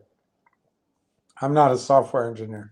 There are debates that large language models aren't the best. And Corey just put something up about small language models, and maybe that's better. But the key is Railtown's not competing here because you need one more piece.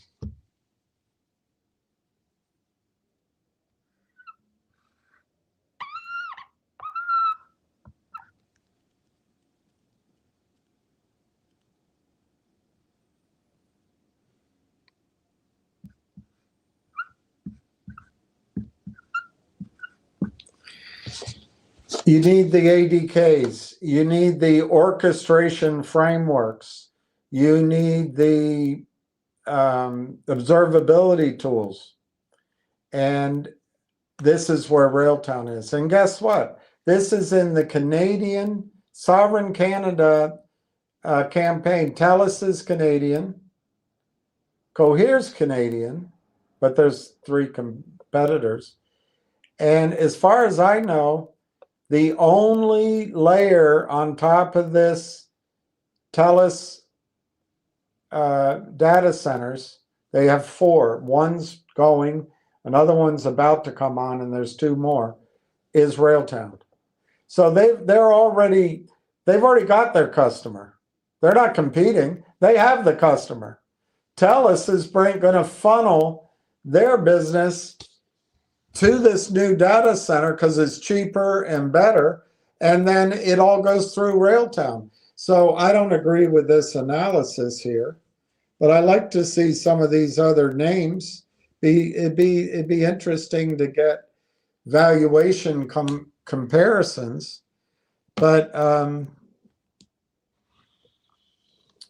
well, I guess I got to show you that too. TELUS's CEO, Darren Entwistle, said that by 2028, TELUS's revenue, ARR, annual recurring revenue, from something like AI enabling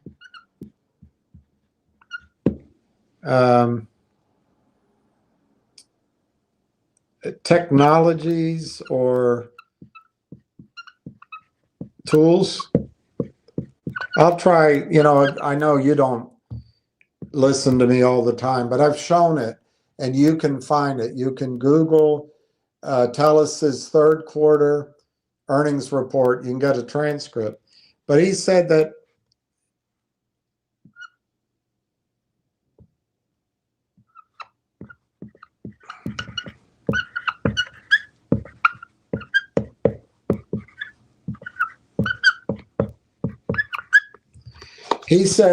by the next 2 years, that TELUS's annual recurring revenue from AI enabling data centers, is how I read it, would grow from 800 million to 2 billion.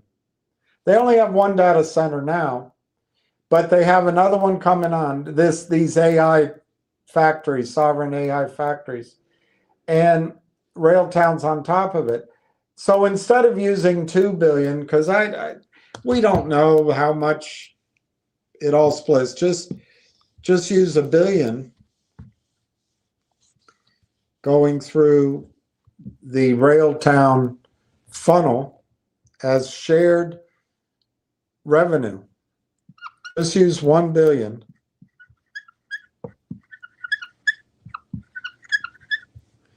And they're gonna share the revenue. So I call it 20%. You can use a lower number because you want to be negative, or you use a higher number if you want to be positive. So that means in 2 years, if Darren Entwistle is correct, and if I'm interpreting what the AI-enabled technology is correctly. I don't see how it couldn't be.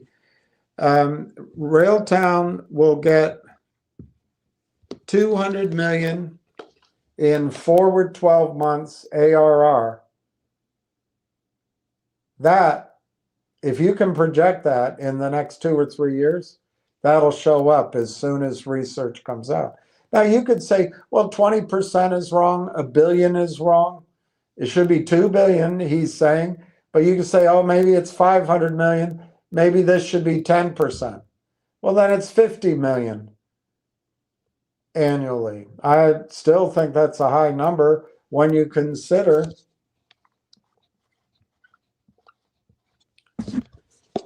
it's 100% margin. 100% margin. None of these competitors, and I'll try to go through them. I mean, there's quite a few here. It's 100% margin.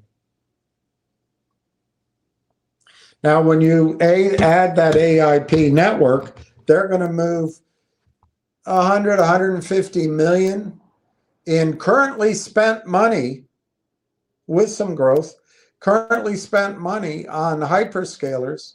By 2 years from now, maybe 150 million. It could be more. So you add 30 million to that.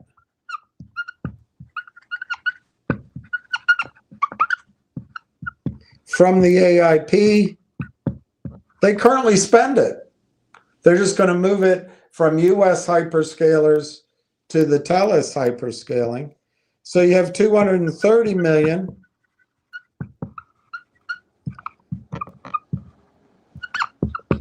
In projectable ARR for Railtown, just adding AIP and the shared TELUS compute revenue. I started with $1 billion, not 2 billion, but you might find that too optimistic. And I will admit, we don't know it yet. I used 150 million in 2 years for the AIP network spend. That's based on 125 companies growing their spend, but there's over 200 companies there now. So that could be too low. But anyway, in this case, you get 230 million in annual recurring revenue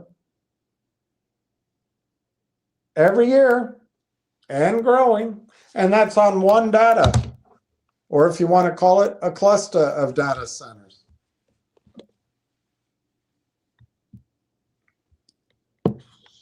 If you recall, the number of shares fully diluted is probably 215 million, maybe 216 million.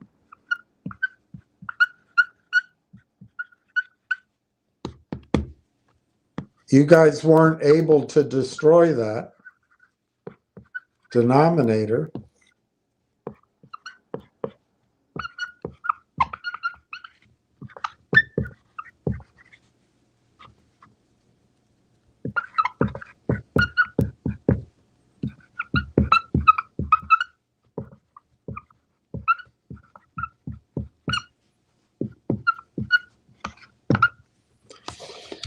So if you take that revenue 2 years out, 3 years out, divide it by the number of shares outstanding, it's $1 a share in annual recurring revenue, 100% margin. It's all cash flow. It's all profit. And you can buy the stock today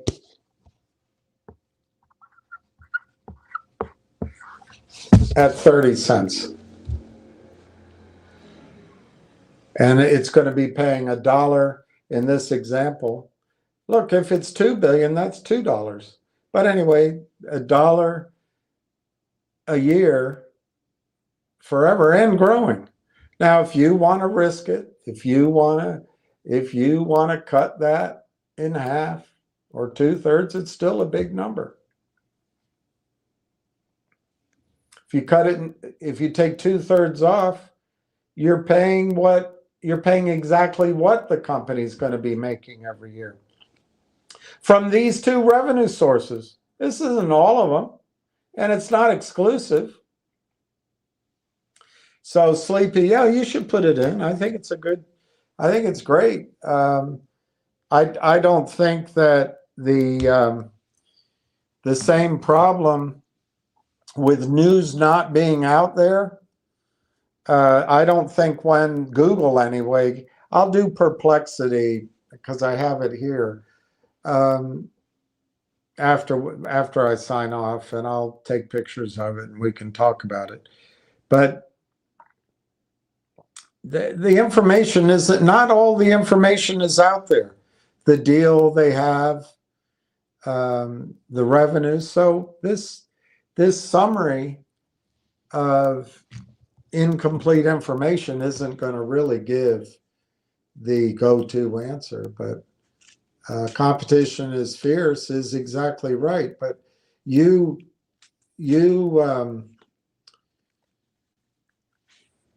it doesn't take much to adjust that sentence to there's an arms race going on. And yes, competition is fierce, but competition also amongst the big companies. So they are gobbling up these smaller technology companies. And, I have high numbers for what I think Microsoft, because that's who I think will buy them, would pay. But you got to face the fact they might buy it early at a much lower price.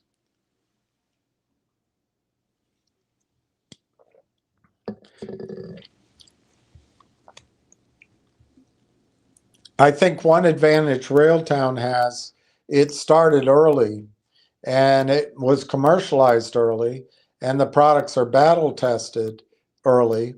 Rail Engine just came. And for example, they mentioned Langchain in that answer. Langchain doesn't have a rail engine. I'm sure it will. I'm sure it will. But you're talking, according to Morgan Stanley, it's going to be a $10 trillion industry. But if it's 20 billion, which is the lowest number I've seen, if it's 100 billion, if it's more, Railtown doesn't have to capture much of those markets to be a huge success. It's priced, at basically 50 million market cap. It's actually less than that. I don't know. I don't know how much cheaper you want it to be to reflect the fact that competition is fierce.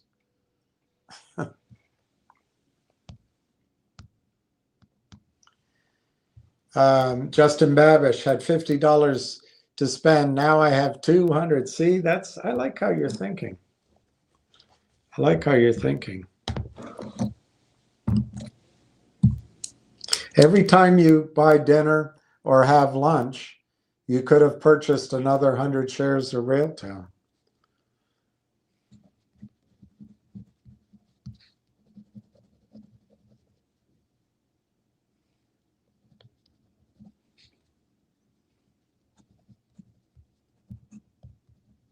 That's awesome.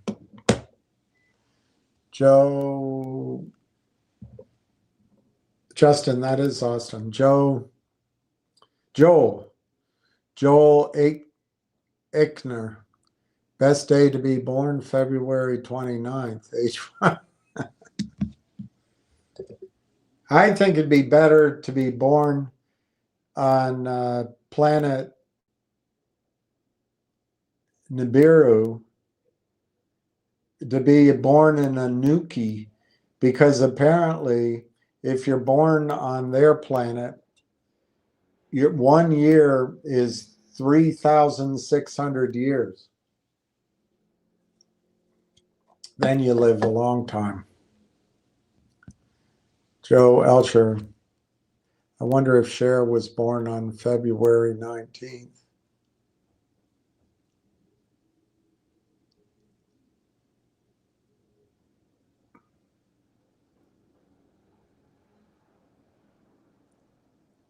Yes, I can see. Ward Richardson. William, back in the day, I was 40 years old for 3 or 4 years. Is that really your birthday? Wow. So you were born on the 29th? Born down in a dead man's town.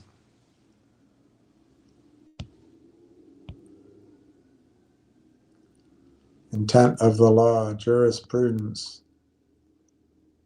Beery. I'm up to 8,999,875 shares. Well, if you don't mind, I'm not going to write that down because I don't believe you. Sleepy Beaches. So you're speaking of data center operations. Where does Railtown fit in that thesis of profits, the reduced cost of operation or the enhanced capabilities of the platform to expedite quarries? Well, I think quarries is a whole different field, and I'm not sure. I guess someday quarries will be mined by robots, but I'm not sure we're there yet. No, it's an odd thing. Railtown has agreed, and TELUS as well, to a partnership or whatever you want to call it. They announced it October 8th, but we're still waiting for more information, and that's what is providing, in my opinion, providing this great opportunity to buy the stock. Others might say, like you do, that competition is fierce and they miss their window. I don't know. That's what makes markets. But what's interesting is in the case of the TELUS data center, TELUS has 20 billion in revenues, and the CEO pretty much knows his customer base. So I think they can probably figure out that making a projection like he did, it's going to happen. But TELUS built the data center. TELUS sourced the energy, the hydropower. TELUS bought the land, etc. TELUS got the licensing. TELUS engaged or purchased the NVIDIA chips. TELUS made the agreement with NVIDIA, I Googled it, that the NVIDIA chips will always be upgraded to the current generation. TELUS, I assume, is going to pick one of Anthropic, OpenAI, or Cohere. I would imagine it's Cohere. That's a Canadian company. And then Railtown has, and I've shown it to you. I don't know if it's here. I have to go get it.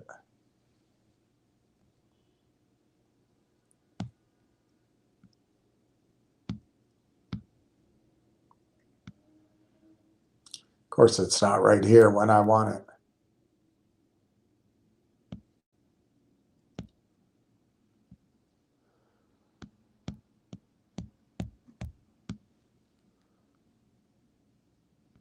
Why is it? Oh, there it is.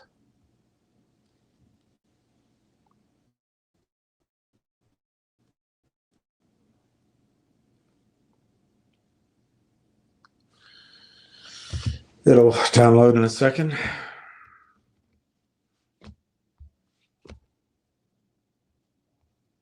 All right. So this is what Railtown is putting up at the top of the data center. They're going to build the agent, feed the agent, and observe the agent. Conductor is their observability tool. Rail Engine is their feed. It's their real-time decision making, and Railtracks is how you build the agent simplistically, but Railtracks is more existing data. anyway, that's their offering that's going to be on top of the data center. And TELUS, it seems to me, it's TELUS's customers, and it's TELUS paying the freight, and they're splitting it with Railtown. So Railtown's profit is net. Their revenue is net revenue. They've already done all this. This becomes an interface on a developer's screen. They just click, click, click, click. They can pick one of these or all three. But it's and this is something that we still have to find out, but it's my understanding this is the choice. This is the choice. But they're indifferent. Who would, he told me there's 30 developer languages. They don't care which one it is. So in that thesis of profits, Railtown gets 100% payout on 20% of the revenue. It could be 15%, it could be 30%.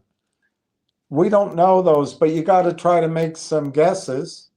If you wait till it's known, I think the stock's going to be much higher.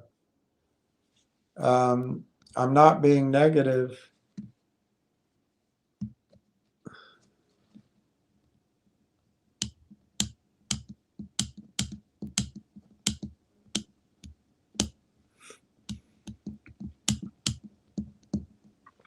I'm not being negative. I was taught to find the faults in anything I put my money in before I decide to, is all no disrespect. Well, I think that's a correct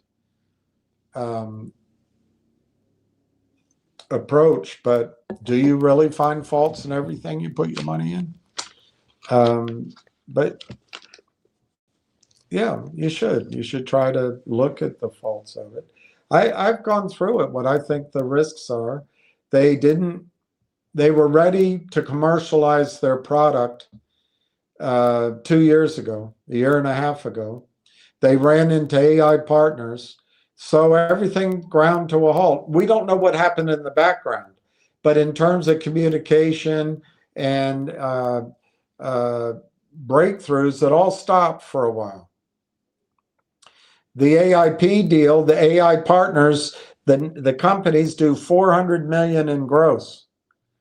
Well, their idea is to roll those up into a similar company like Constellation Software. Well, it took until November for that deal to close. But it's exciting. I mean, as I just showed you, they paid $20 million. Look, there's Canadian dollars, US dollars, whatever.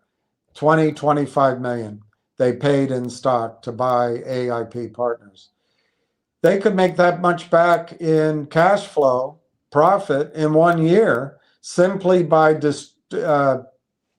channeling the current spend of the network market they now own. They just tell those companies to transfer it to TELUS. None of those other companies out there have that. And then you've got, you still do, I guess, have the problem that in the background, while everything, I don't know what effing word it is. I can't call it quiet period because when you Google it, that's not what it means. All right, it's not what it means.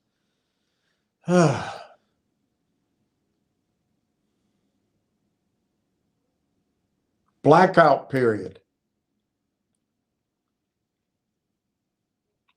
has gone on longer because of the TELUS deal. They announced the TELUS deal, but the TELUS deal is huge. It's one data center, and it'll expand probably to the 4 they have. But imagine if this proves its utility. It goes on all the data centers, or many of them. But it's a huge market. You're talking trillions of dollars, potentially. So what are the risks? Kick it around. Corey's lying. He's a doofus. AIP they're great. Those guys know what they're doing. Mike Norbrega, John Ruffalo, and they do. And Tom Core, they do know what they're doing. That's true. But they know what they're doing, but Corey doesn't. Okay, that's one risk.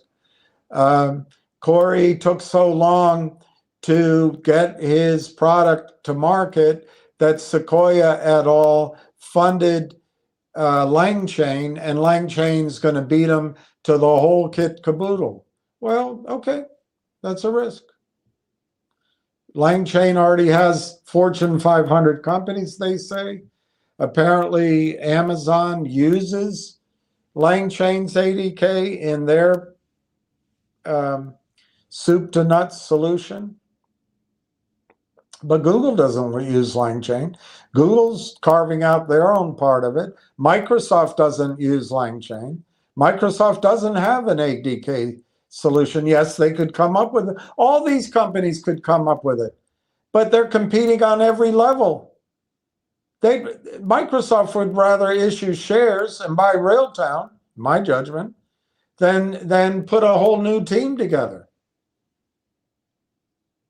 There's an arms race going on. But yeah, you can look at it that. Yeah, there's all sorts of competition. Better not invest in. There's a lot of competition.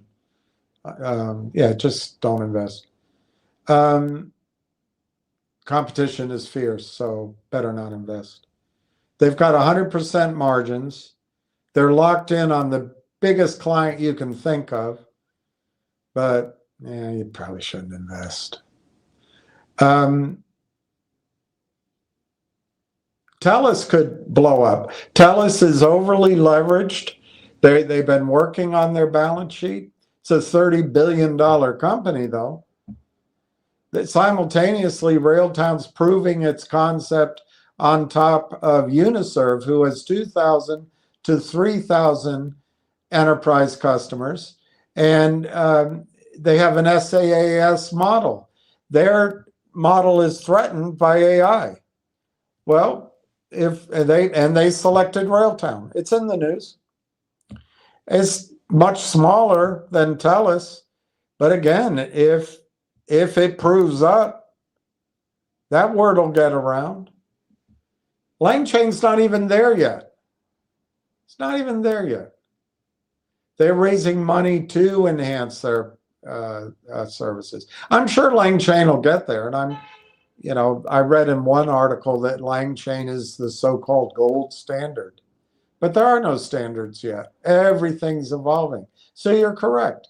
But if you don't want to be in AI, maybe a CD at a bank, that might be risk-free, or treasuries, they're risk-free. But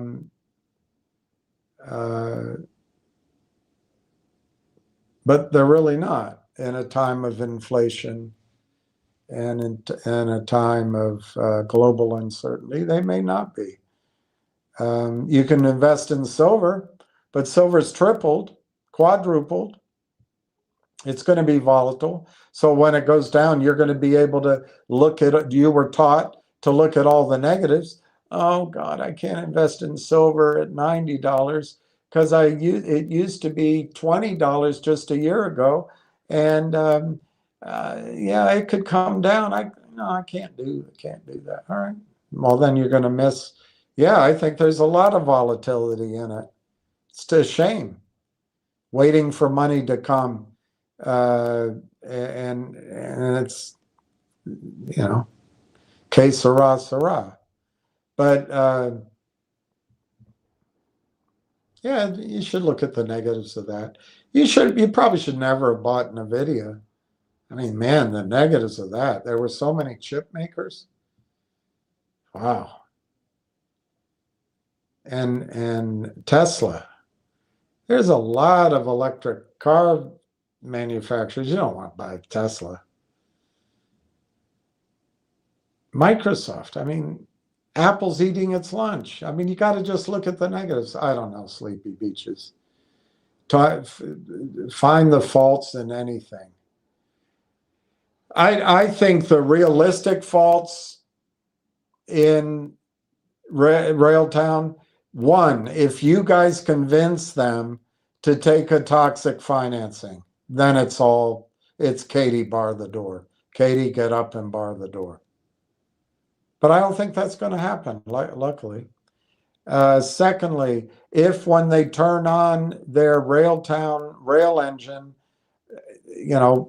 in slang, on top of the TELUS data center, and it blows up and it fails to launch. I don't think that's going to happen. I think it's been battle tested and it's going to be just fine. It's going to scale.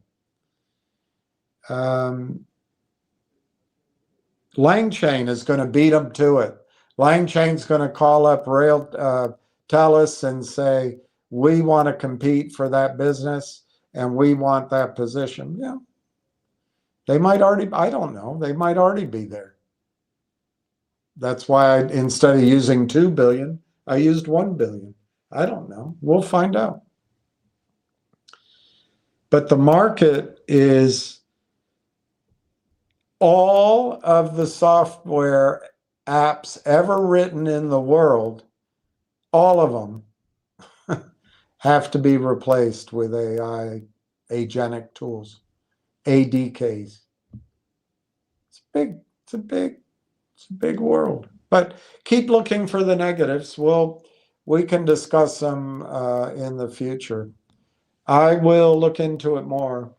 I find good DCF models to use for growth companies. Oh, discounted cash flow. How are you going to come up with a discounted cash flow, a company that doesn't have any revenues right now? I don't know what the hell you're talking about. But all right, try to find it. Let me tell you, Sleepy Hollow, probably, I say in the year of the horse, February 12th, but it could be March 12th. But I'm going to go with February 12th. Rail engine is ready to go. The TELUS data center is ready to go. Canada's ready to go. And let's just metaphorically talk about throwing a switch and the game starts. Middle of February. I think it's possible you will see Railtown's revenues grow monthly, by the way, grow from, on an annual basis, grow from under $500,000 in the span of 45 days.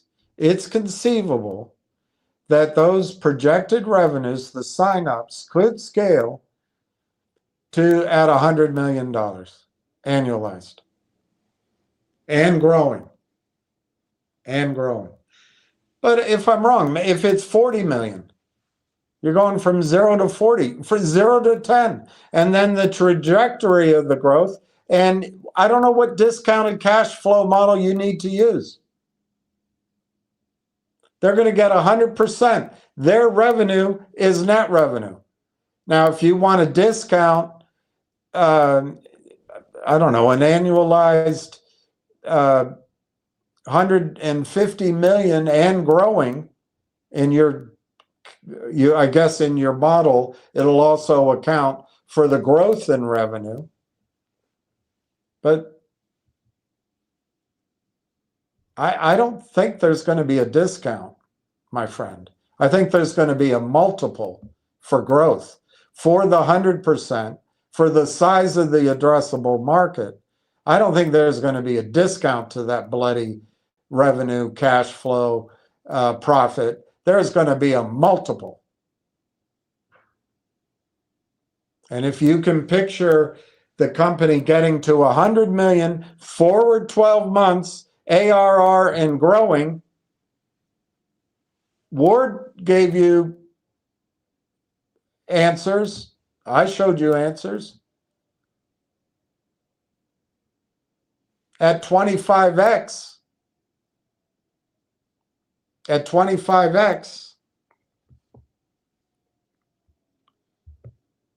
a multiple, not a discount. I don't know what this idiocy, discounted cash flow models. I don't know what you're smoking.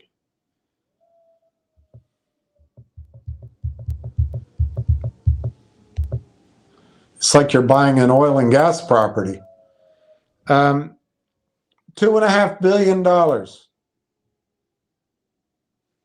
There's 215 million shares outstanding. It's $11.60 stock. I think that's possible in 45 days with that kind of scaling. But 25, it could be a 50 multiple. It could be a 100 multiple. LangChain's multiple is around 90, 80 to 90x. They weren't calculating discounted cash flows. Not Sequoia, not Benchmark, not IVP, sitting around with discounted cash flow models. I think you should get into buying, producing oil properties. I think your skills would, or real estate. Why don't you get into real estate? Your skills would work there. But this isn't about discounted cash flow, pal. Anyway,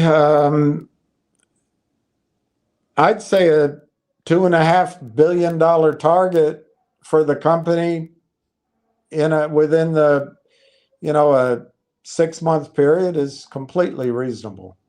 But it's speculative. And I caution, if Microsoft comes in to buy the company for $500 million, they'll put it out to shareholders. So, there's a lot of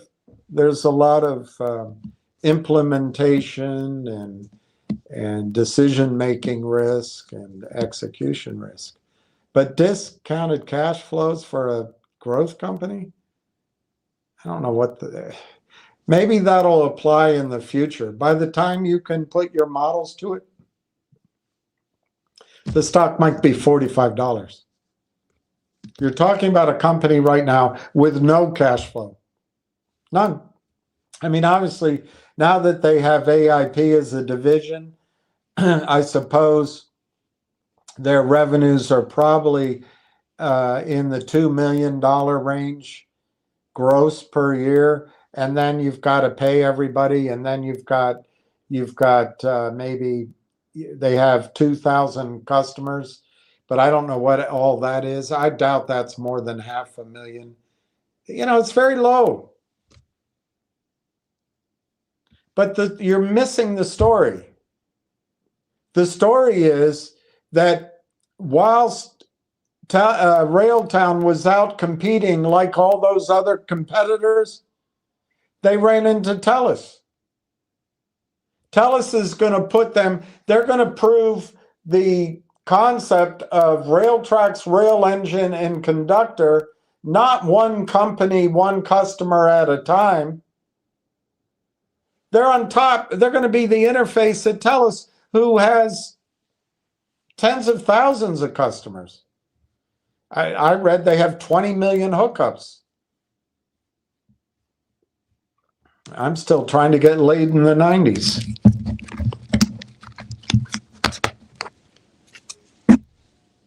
DCF equals discounted cash flow. Yeah.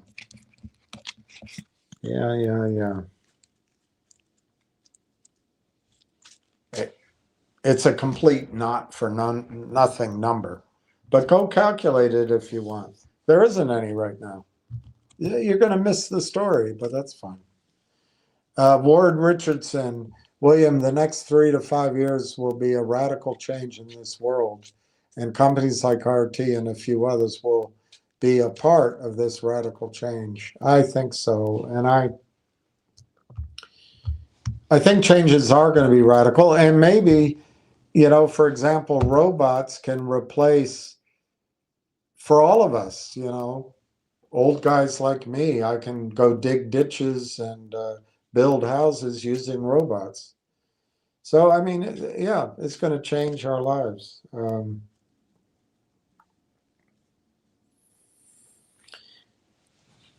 And I guess I would say it's not so much that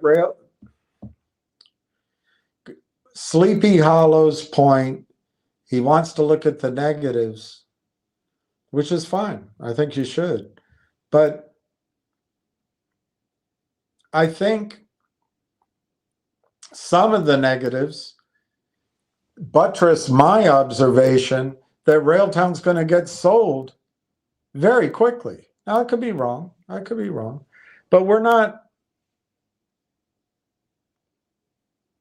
There's good and bad to that. When I sit down and do revenue calculations like the one I just did, 2.5 billion, it comes up with $11.62 value.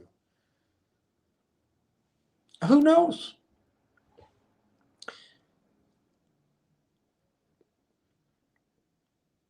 But I think that's achievable for Railtown on a standalone right now.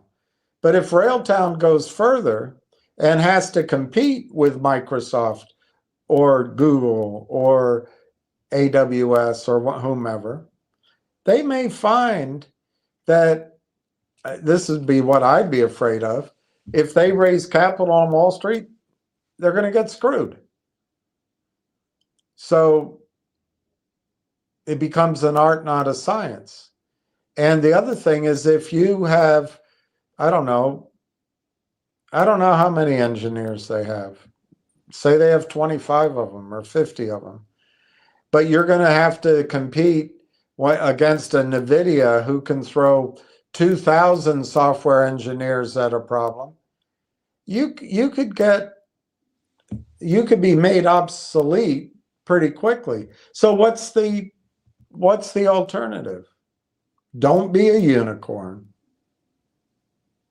Allow a company with those resources to buy you, and then get shares in that company, and that's where your growth comes from.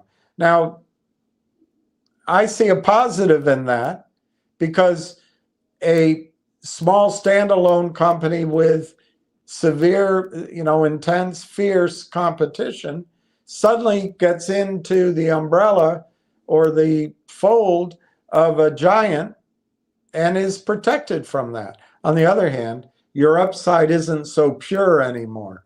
Your upside in Railtown right now, to me, is to go from 0 to $1 billion in annual revenue across data centers over the next, let's say in a 5-year period.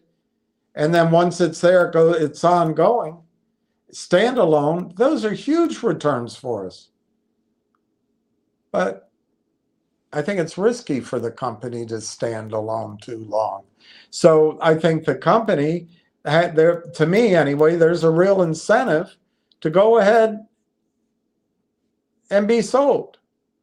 And then from the other side, a Microsoft, who's in fierce competition with Amazon and with Google, says, you know what, screw it. We don't have enough time to build a Google ADK. Is there somebody that has an ADK that works with data centers and has a real-time application and an observability tool? Well, yes, ma'am. In our system for the last 6 years, in 3 of our channels, there's a company called Railtown, and either we are or they are, however it's set up. We're embedded in each. We're bundled together. But what we're noticing on our revenue runs, ma'am, is Railtown's revenues are exploding. Well, has anybody looked into buying them? Well, no. Why don't we do that? All right, ma'am, we'll get back to you. We'll make an offer at $500 million. And then, of course, you hope there's a bidding war. But Microsoft, rather than, it's all about time, it's personnel. Personnel's for assholes. And it's about money, of course, opportunity, cost, money, and personnel. They can't do it all. They'd rather buy. And I know it makes no sense to anybody. I've seen this in the extractive industries forever. It makes no sense. Why don't they just go do it themselves? They'd rather buy, and they still get a great return. And so I think the risks that Meadowland is pointing out about Railtown, to me, some of those risks are the reason why I think the company doesn't stand alone more than 6 months from now. But I could be wrong. It's my own projection. Nobody's telling me that.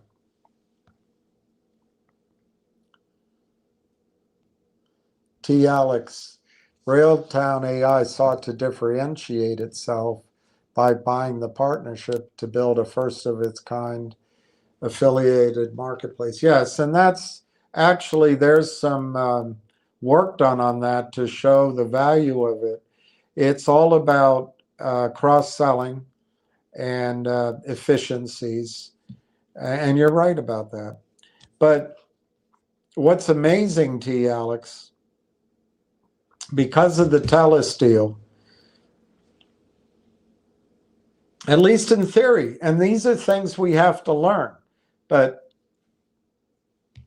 if you wait, other people are going to learn them, and then you're going to be investing in MTEN.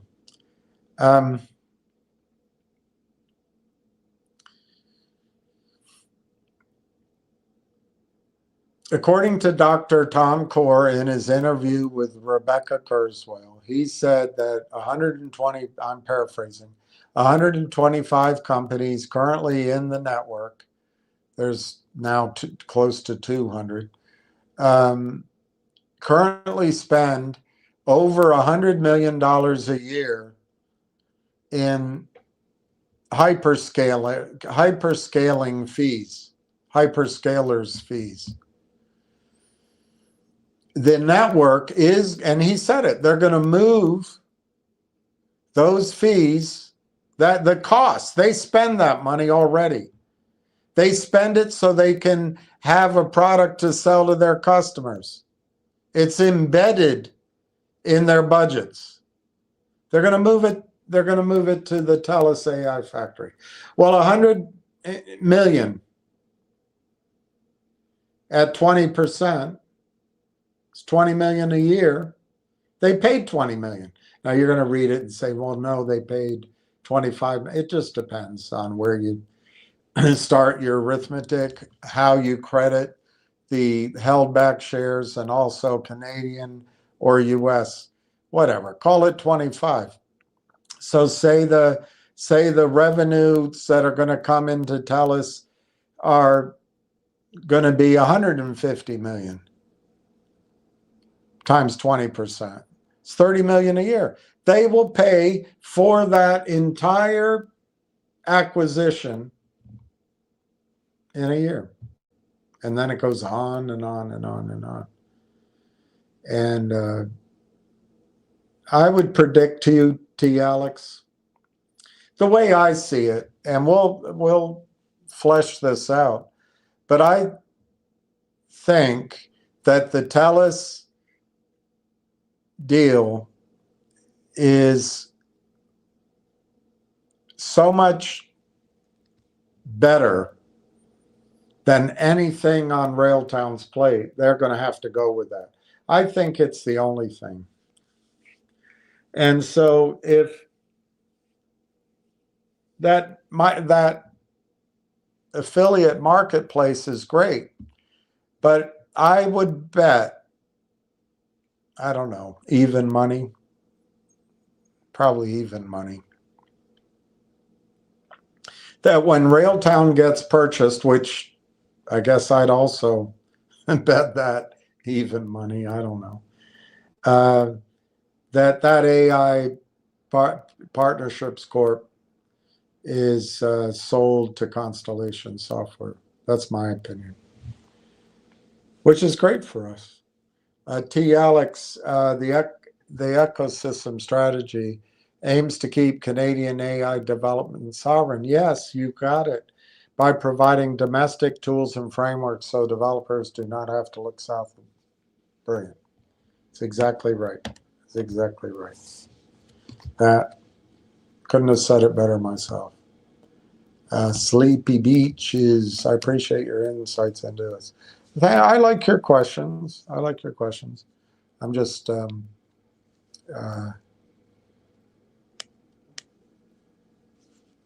I got other things on my mind a little bit too today. So, but yeah, I like your questions. Ward Richardson, William, and everyone here, you can ask, what will it be like 10 years from now?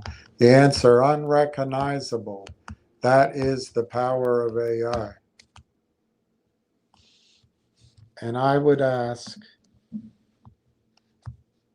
will we still need jukeboxes in 10 years?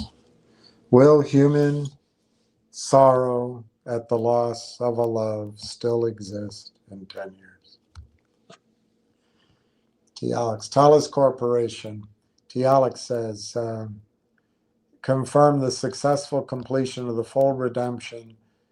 Yeah, that's, I mean, obviously that's new news today, but it's old news. That was in the, I mean, not that old. That was in the news flow, I'd say in early December. I could be wrong on the timing, but it's great. You're right. They are improving their balance sheet. And I think a key part of their strategy is going to be the revenue from these data centers. But Sleepy Hollow's point on a bigger scale applies to data centers. Data center business is going to be very competitive. Very competitive. And I bet it gets overbuilt. But then you listen to some of these guys and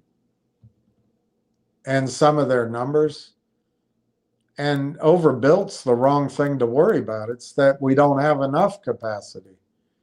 So that all of that'll get sorted. The key thing as an investment, I think, is to understand that AI, as Ward's pointing out, and T. Alex, is just such a massive wave of transformation and policy and national security and competitiveness that even if ultimately there's a bubble, which I don't really see it, but I see something different. But let me finish the sentence and come to that. Even if there is some sort of collapse, it's down the road. Right now, the money is just pouring in. I just don't think Railtown's going to be around as an independent company for the denouement. Somebody told me I used that word incorrectly. Let me make sure.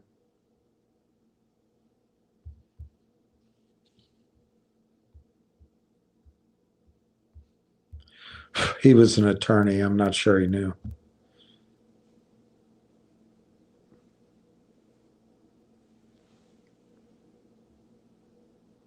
Well,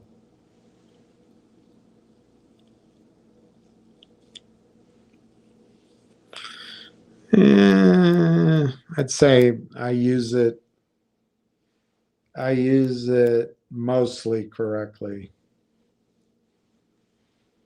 Denouement, the untying, the unknotting,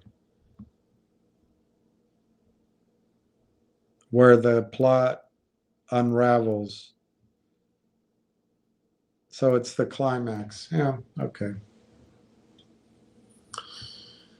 So maybe I'm using it incorrectly. He was right. Anyway, I just think Railtown's going to be part of a bigger company before the roosters come home to crow.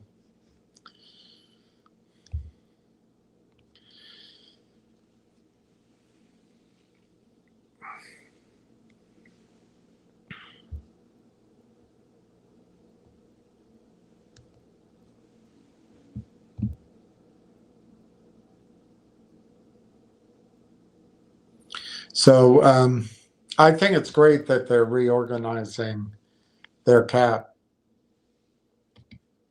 You know, they're strengthening their um, capitalization, whatever, their cap table is the wrong way to say it. But anyway, they're strengthening their financial standing.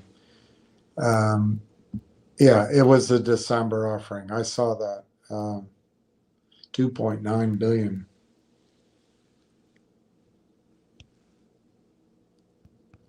Sleepy beaches. Oh, my eye. Multiples are for stock prices. DC upper financial statements are the ability to show that the company can grow with cutting operations by expanding. You're too early. That's further down the road. Right now, if you look up Railtown's cash flows, I mean, you're going to be, I don't know what analogy, but it's just a waste of time. All you can work on right now is projections. And if you don't want to do that, you need to see cash flows. Well, study a different company. Study Cohere or study Anthropic. But you're not going to find what you're looking for in Railtown right now. You know, if you study APA or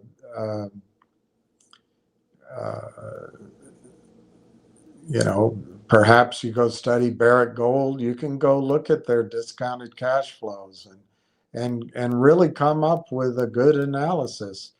But it's worthless in Railtown right now. I'm telling you, Railtown doesn't have cash flows. I mean, they raise some money. They have low salaries. So if you're looking at those kind of cash flows, but it's so de minimis to what the story is ultimately going to be. I don't know. I don't know why you'd waste time with it, but maybe you're onto something. Maybe I'm just missing the genius, not the genius, the strategy of what you're doing.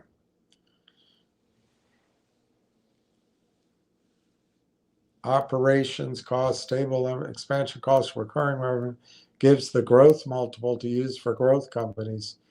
NVIDIA's model is at 38% with a forward PE of 6% annually.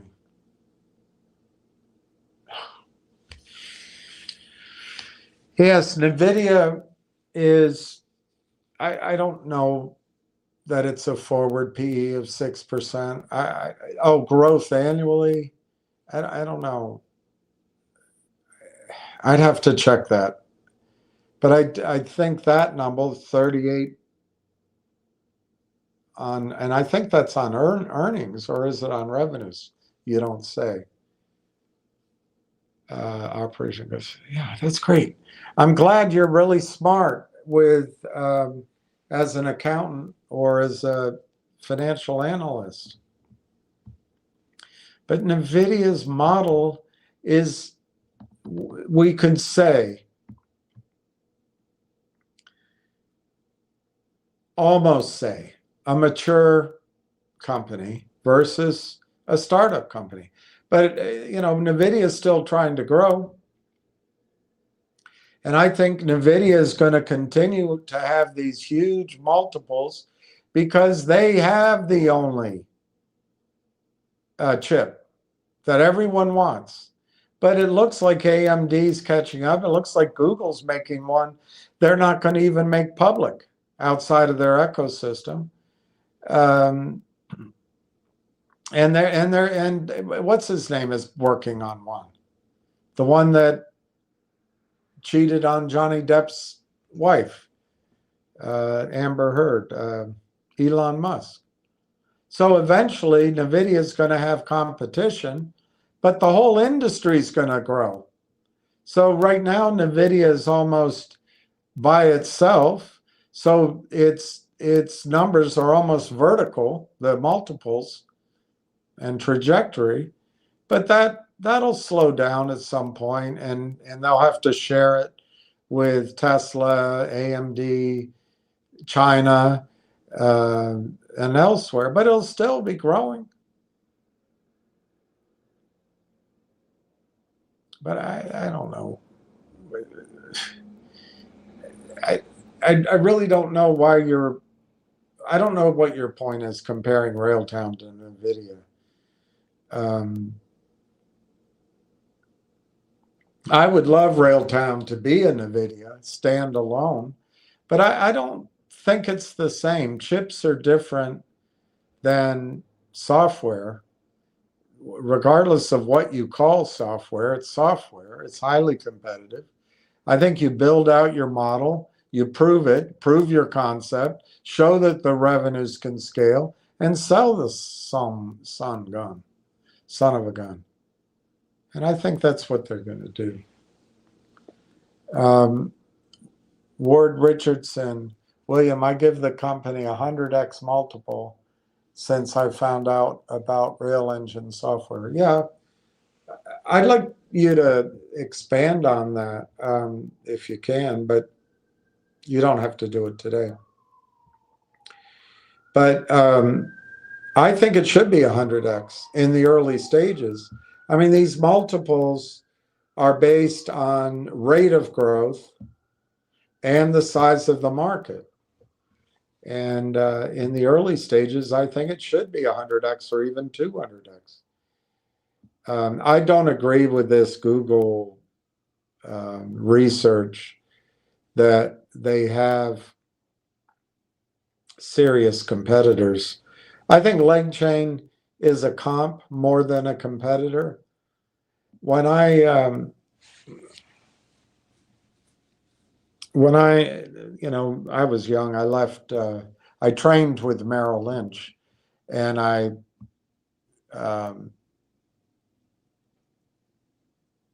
group of people moved to this company, and I never thought I'd do it because I loved Merrill, but eventually I was seduced to switch firms. It was a great firm, great ultimate experience.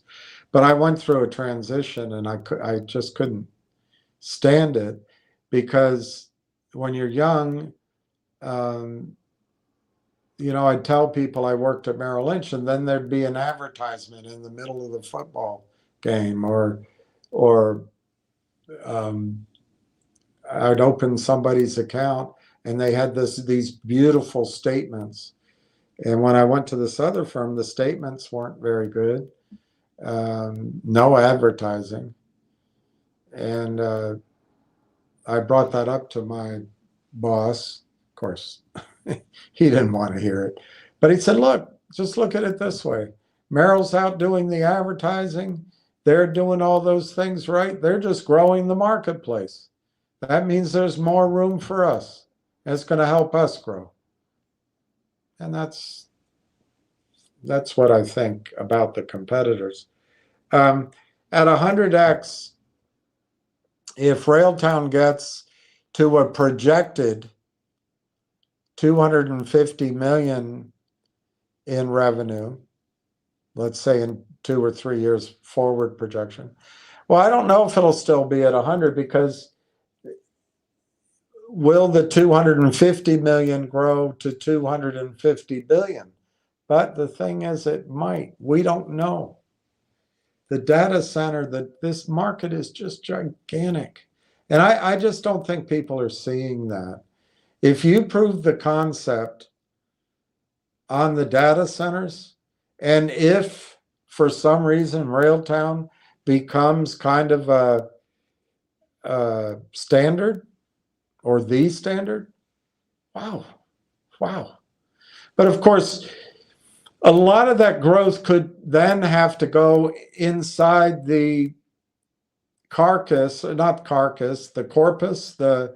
bulk of Microsoft. And so you might, as a standalone, Railtown might be like a hockey stick going up. But once you put that hockey stick in the locker room with all the other hockey sticks, they may not go up unless the whole team is doing well, or unless you bring it, I don't know, you bring it to the airport. And anyway, that movement is going to be diluted. So I hope Railtown gets to 100x early and on strong revenues. That's where I think we're going to have a great experience. But Ward, I also point out to you, as it was pointed out to me, Microsoft or TELUS or AWS or whomever buying Railtown probably won't be about revenues. Probably won't be about revenues. And that works in our favor, by the way. That means the multiples could be much higher, but it's going to be about keeping it from the competition or taking the technology. Right now, Railtown's Switzerland, but maybe you want to make sure it's Taiwan, and you got to buy it, you know.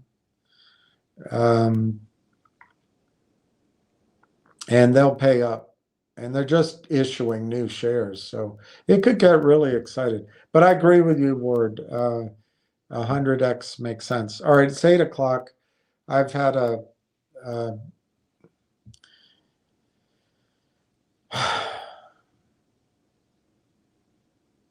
day.